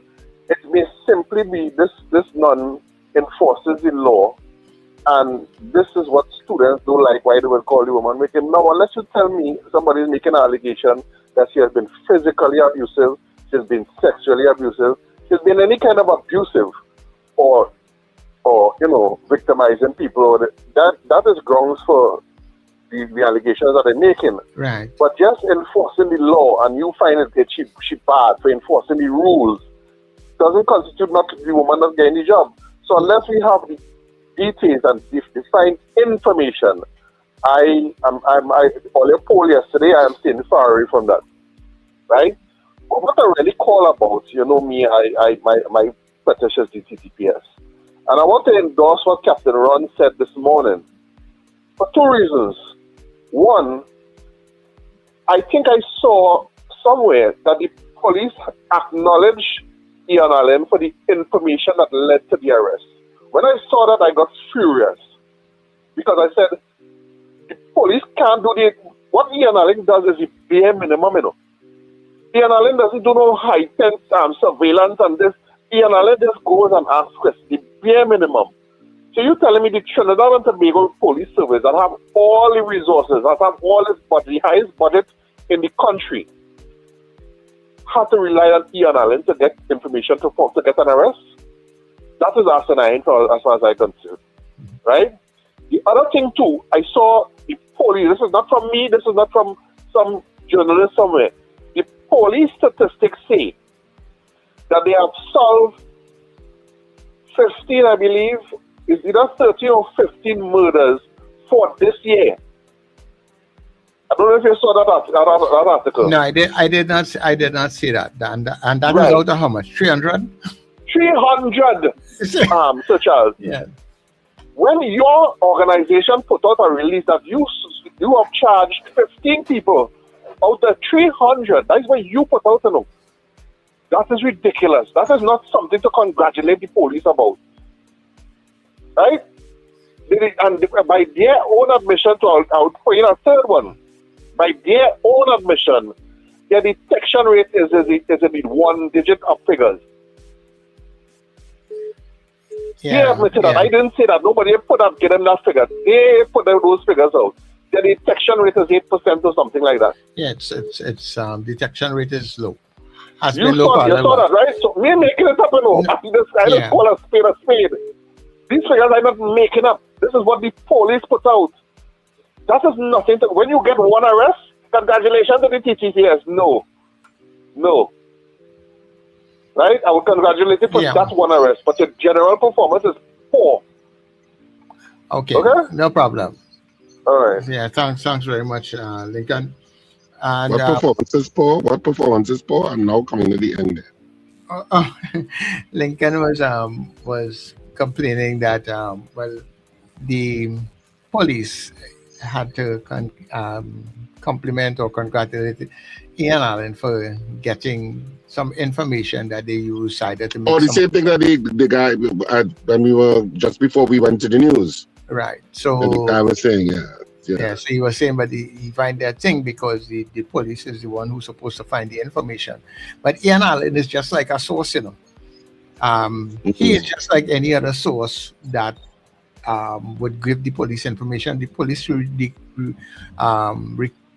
depends on people sharing information. Now, some people may not be comfortable with sharing the information with the police. You understand? So Ian Allen might be the one that they may be comfortable sharing the information with. Maybe he has a track record. When they share information with him, the information don't go anywhere else. Or people have that kind of confidence. So maybe that is why he's getting all that information that he's now able to turn over to the police. So intelligence, information, I suppose regardless of wherever it comes from, once you get it, that's the main thing, yes? Tabadi, good morning. Yes, I think there's a little confusion from continuing. So I think it's not 15 detections, no, it's 11. It's 11, right? So, when Homeland Security said that, I say in my mind, he is ashamed to say that. He is ashamed because 11 out of 300 so far. That's what is that. That is not counting the previous years. So some of these people were held for murders before that.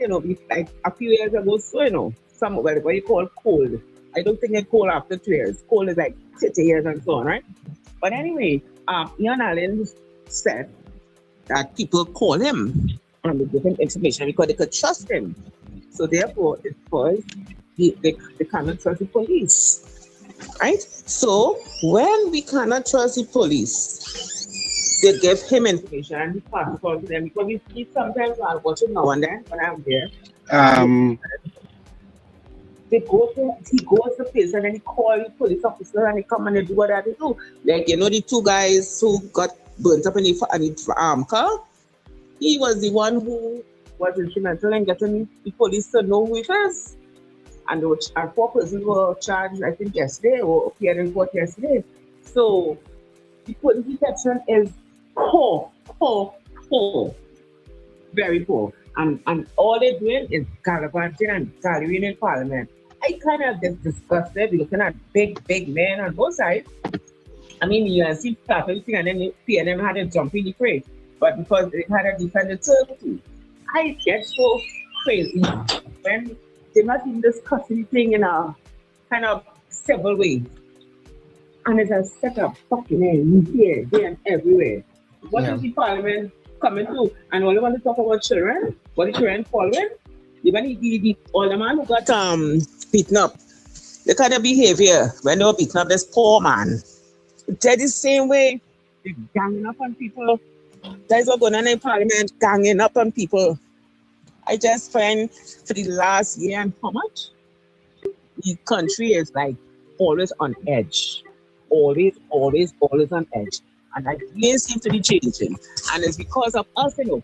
We are people. We're supposed to know. What happened. Okay, Abby, thanks so much. The last year, I think, is Trinidad because we are in it for a long time. Kola, good morning.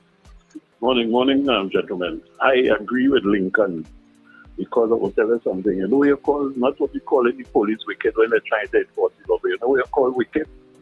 When taxpayers who want to get information with respect to what is happening in our country in the parliament only have to hear when questions are being posed to the government. Section 28.3. You know what is wicked?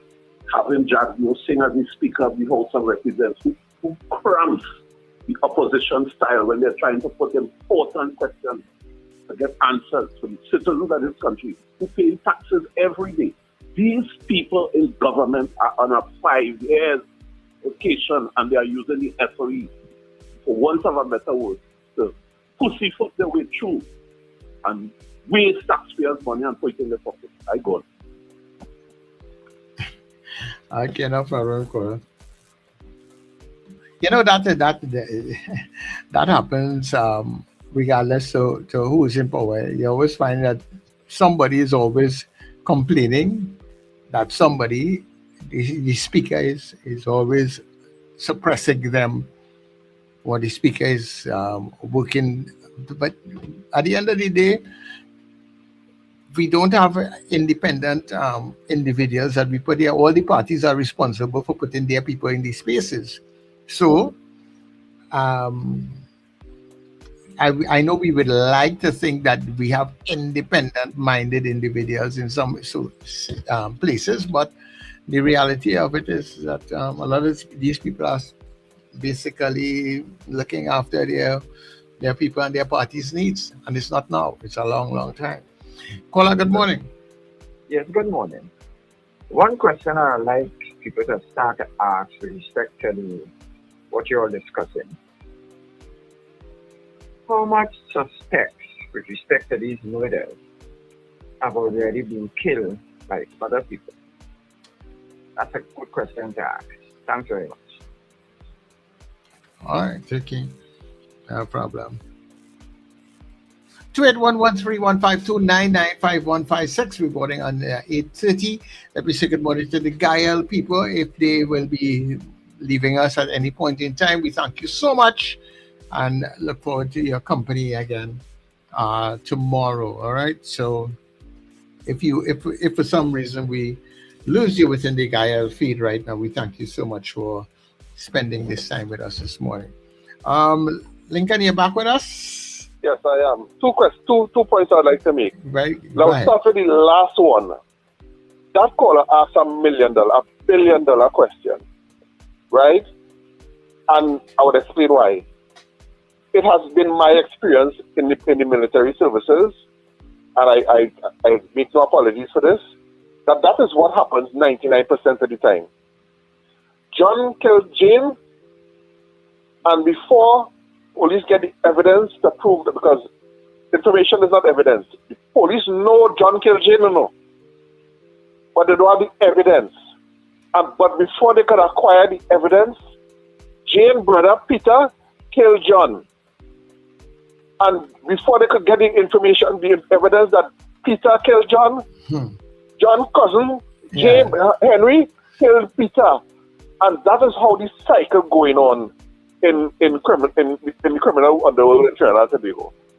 So it is difficult. I understand it is difficult for the police to capture, arrest, detain, and charge everybody.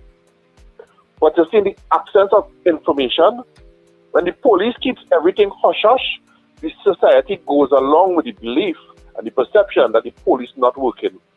And unless the police recognize the need to utilize programs like Beyond the Tape better, they need to wear body cameras and create a whole other program to prove what happens on the streets to make themselves more marketable. Unless they have the weekly press conference and they bring forward information to the public, and we don't have to wonder and speculate. And in the absence of information, rumors start to spread, misinformation start to spread. Unless they do that, society will continue, the confidence rate in the police service will remain low and continue to drop lower. Okay. Right?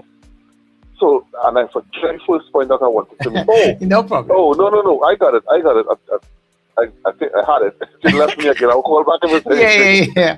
All right. Okay, no problem. Dean, good morning to you. Hello? Yeah, man. Yeah.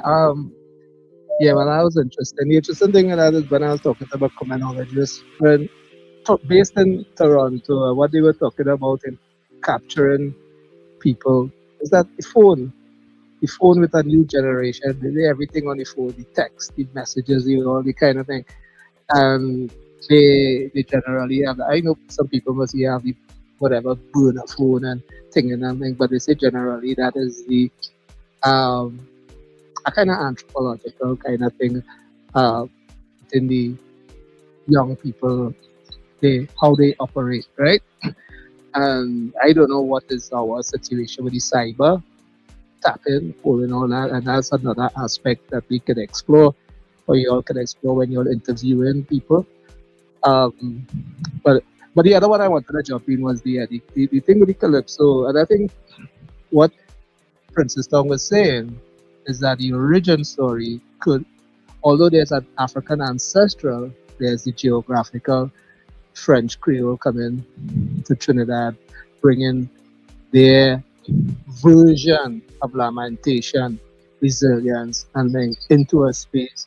And when you bring it into a space, that space, it changes, it evolves into something else. So we have these kind of genealogies or that morph the music.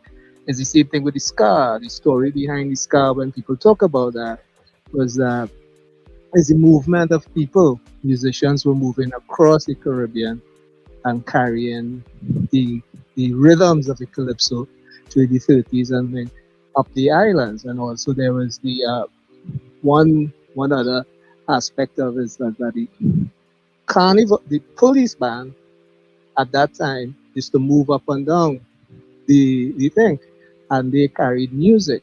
They carried the music up and down. So that migratory thing again. So what we're seeing is a migratory of different cultural, France, Spain, Britain, import with the African lamentation and resilience music.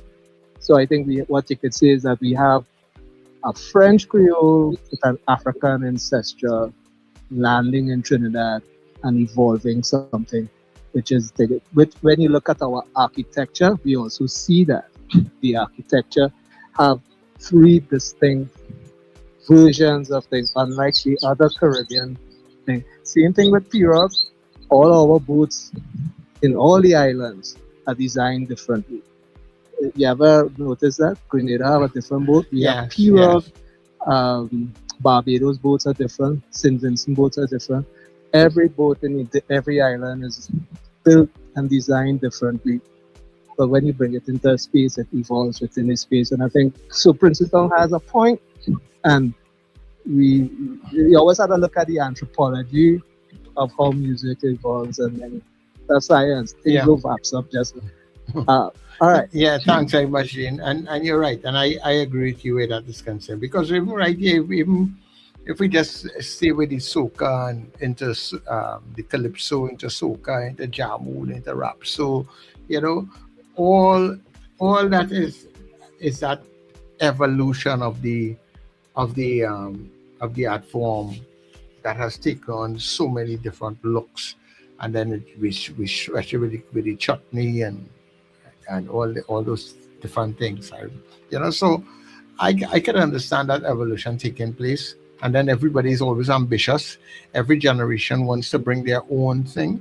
So when somebody is doing a particular type of music, especially things like music, somebody always feels that, hey, you see that? I'm going to create my own beat. That's my beat. Everybody wants to stamp the name on something.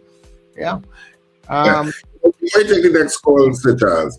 You talked about, the independence of speakers and stuff like that because they come from the party, which is true. But let me correct you from a historical point of view. The most even-handed speaker, and the speaker considered the one with the most integrity and discipline and even-handedness, was the one from 1962 to 1981 by the name of Clytus Arnold Tomassos. So get your facts straight. There is nothing on the answer that he was ever accused of being partisan, even though he was appointed by the PNM and Dr. Eric Williams. He has never been accused of being partisan. He was always very even-handed. And I'm not saying that because he was my grandfather. I'm just saying. Oh, okay. I know you would never do anything like that. Yeah, no, just setting the record straight. Yes. What was your grandfather's name? Clytus Arnold Tomassos. Oh, okay. I think I heard about him. Yes. A bastion of integrity. Yeah. Okay, no problem. Thank you very much, Richard, for the clarity. Yeah, you got the clarity. Nice. But everybody else after that, trust me, downhill.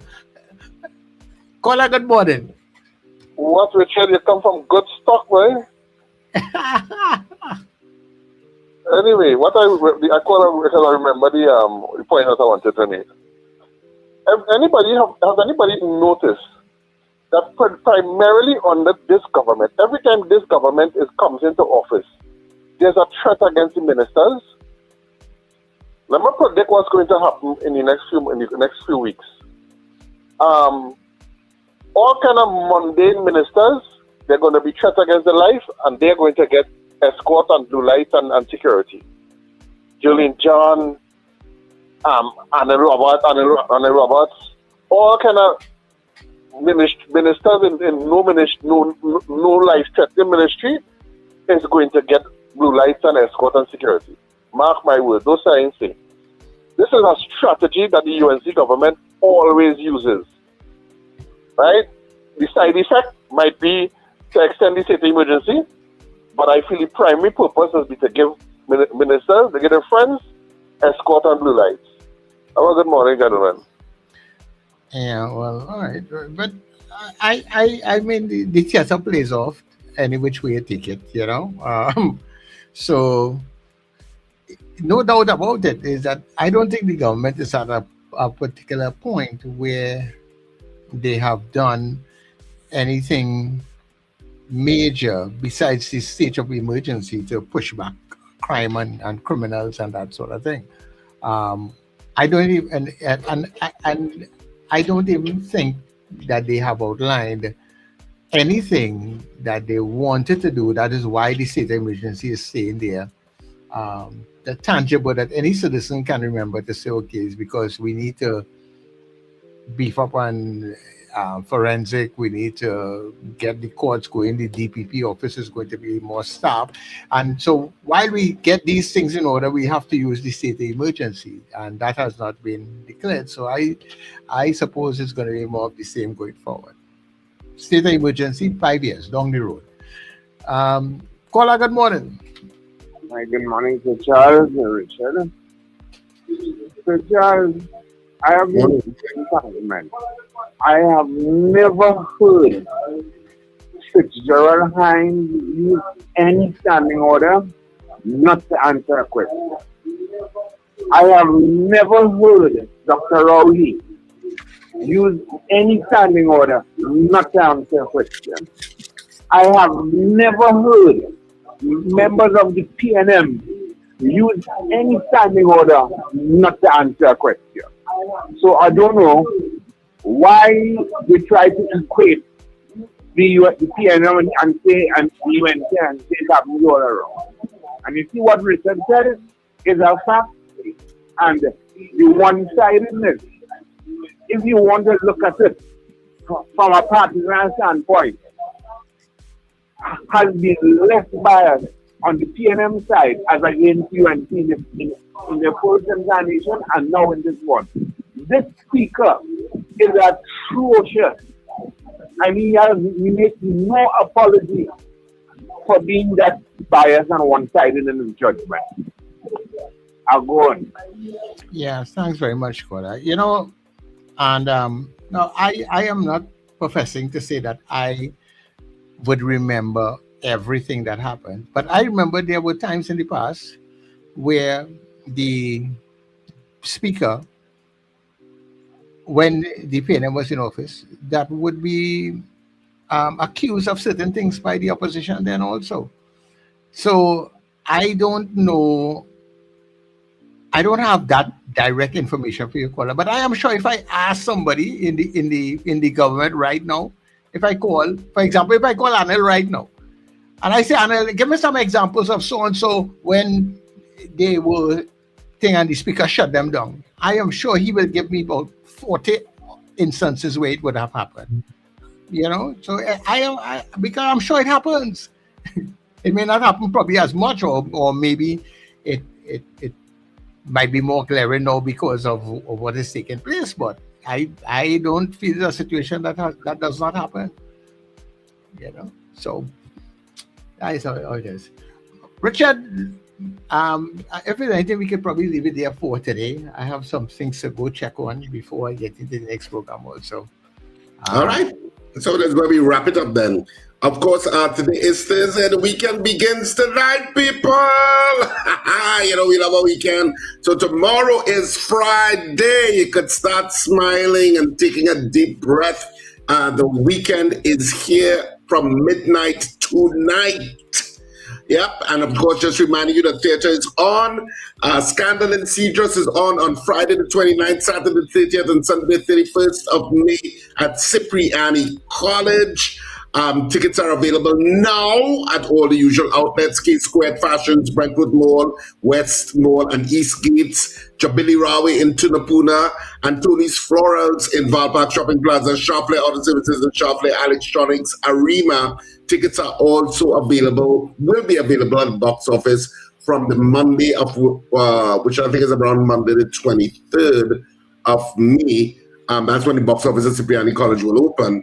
But tickets are selling all now at all the various outlets, and tickets are already selling, I have to tell you. They're already selling. People are already getting their tickets early. So get your tickets early. Scandal in Cedros will be back at Cipriani College. We're having so much fun with this plane. And of course, you can continue to listen to netradiott.com on the stream for all of the excellent programming. And of course, if you're listening from your smart devices, you can go to NETT Radio Trinidad and ask, Alexa or Google or Siri, them all, to play NETT Radio Trinidad from TuneIn, and you're good to go. So have a fantastic day, whatever you do. Remember to smile and laugh. It's great for your health. Yep. You have any goodbyes to say, Sir Charles? No, you've been doing such a fantastic job. But thank you everybody for joining us. We look forward to you joining us again tomorrow on The Breakfast Show. Hopefully, Wendell will recover from that hangover and will be able to join us tomorrow. Yeah, alcohol and blue pills don't work together. Told him that before. When it has some people you see they go to certain places, like they go to the all-inclusive, right? So they are accustomed drinking the little whatever it is they're drinking, but because they go into all-inclusive and they see all manner of things, they're drinking everything else, and then they can't make it home. No, they can't. So drink and eat what they are accustomed eating and drinking. Yeah, it's just about, Wendell just needs to get accustomed and recognize his age and recognize his body is going to say no.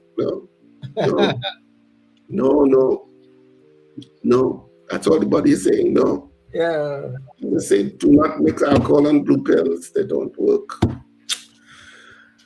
Lord. Anyway. Don't mix the things. Don't mix them. No, don't. So anyway, this is where we wrap it up. Of course, thank you for joining us today. We know you have a choice in what you watch and what you listen to across the planet. And thank you for choosing us. We appreciate it. Speak to you bright and early tomorrow morning. You have been watching and listening to The Breakfast Show. Get up. It's the time to start the day. The breakfast show is here. We bring in the soca way. Yeah, yeah, yeah, yeah, yeah, yeah, yeah. Yeah, yeah, yeah, yeah, yeah, yeah, yeah. Wake up, it's a brand new dawn. The breakfast show got the vibes turned on. From Morocco's Bay to the Savannah line. Let's start the day in Caribbean prime. Oh, good vibes rolling through the air. The breakfast show energy.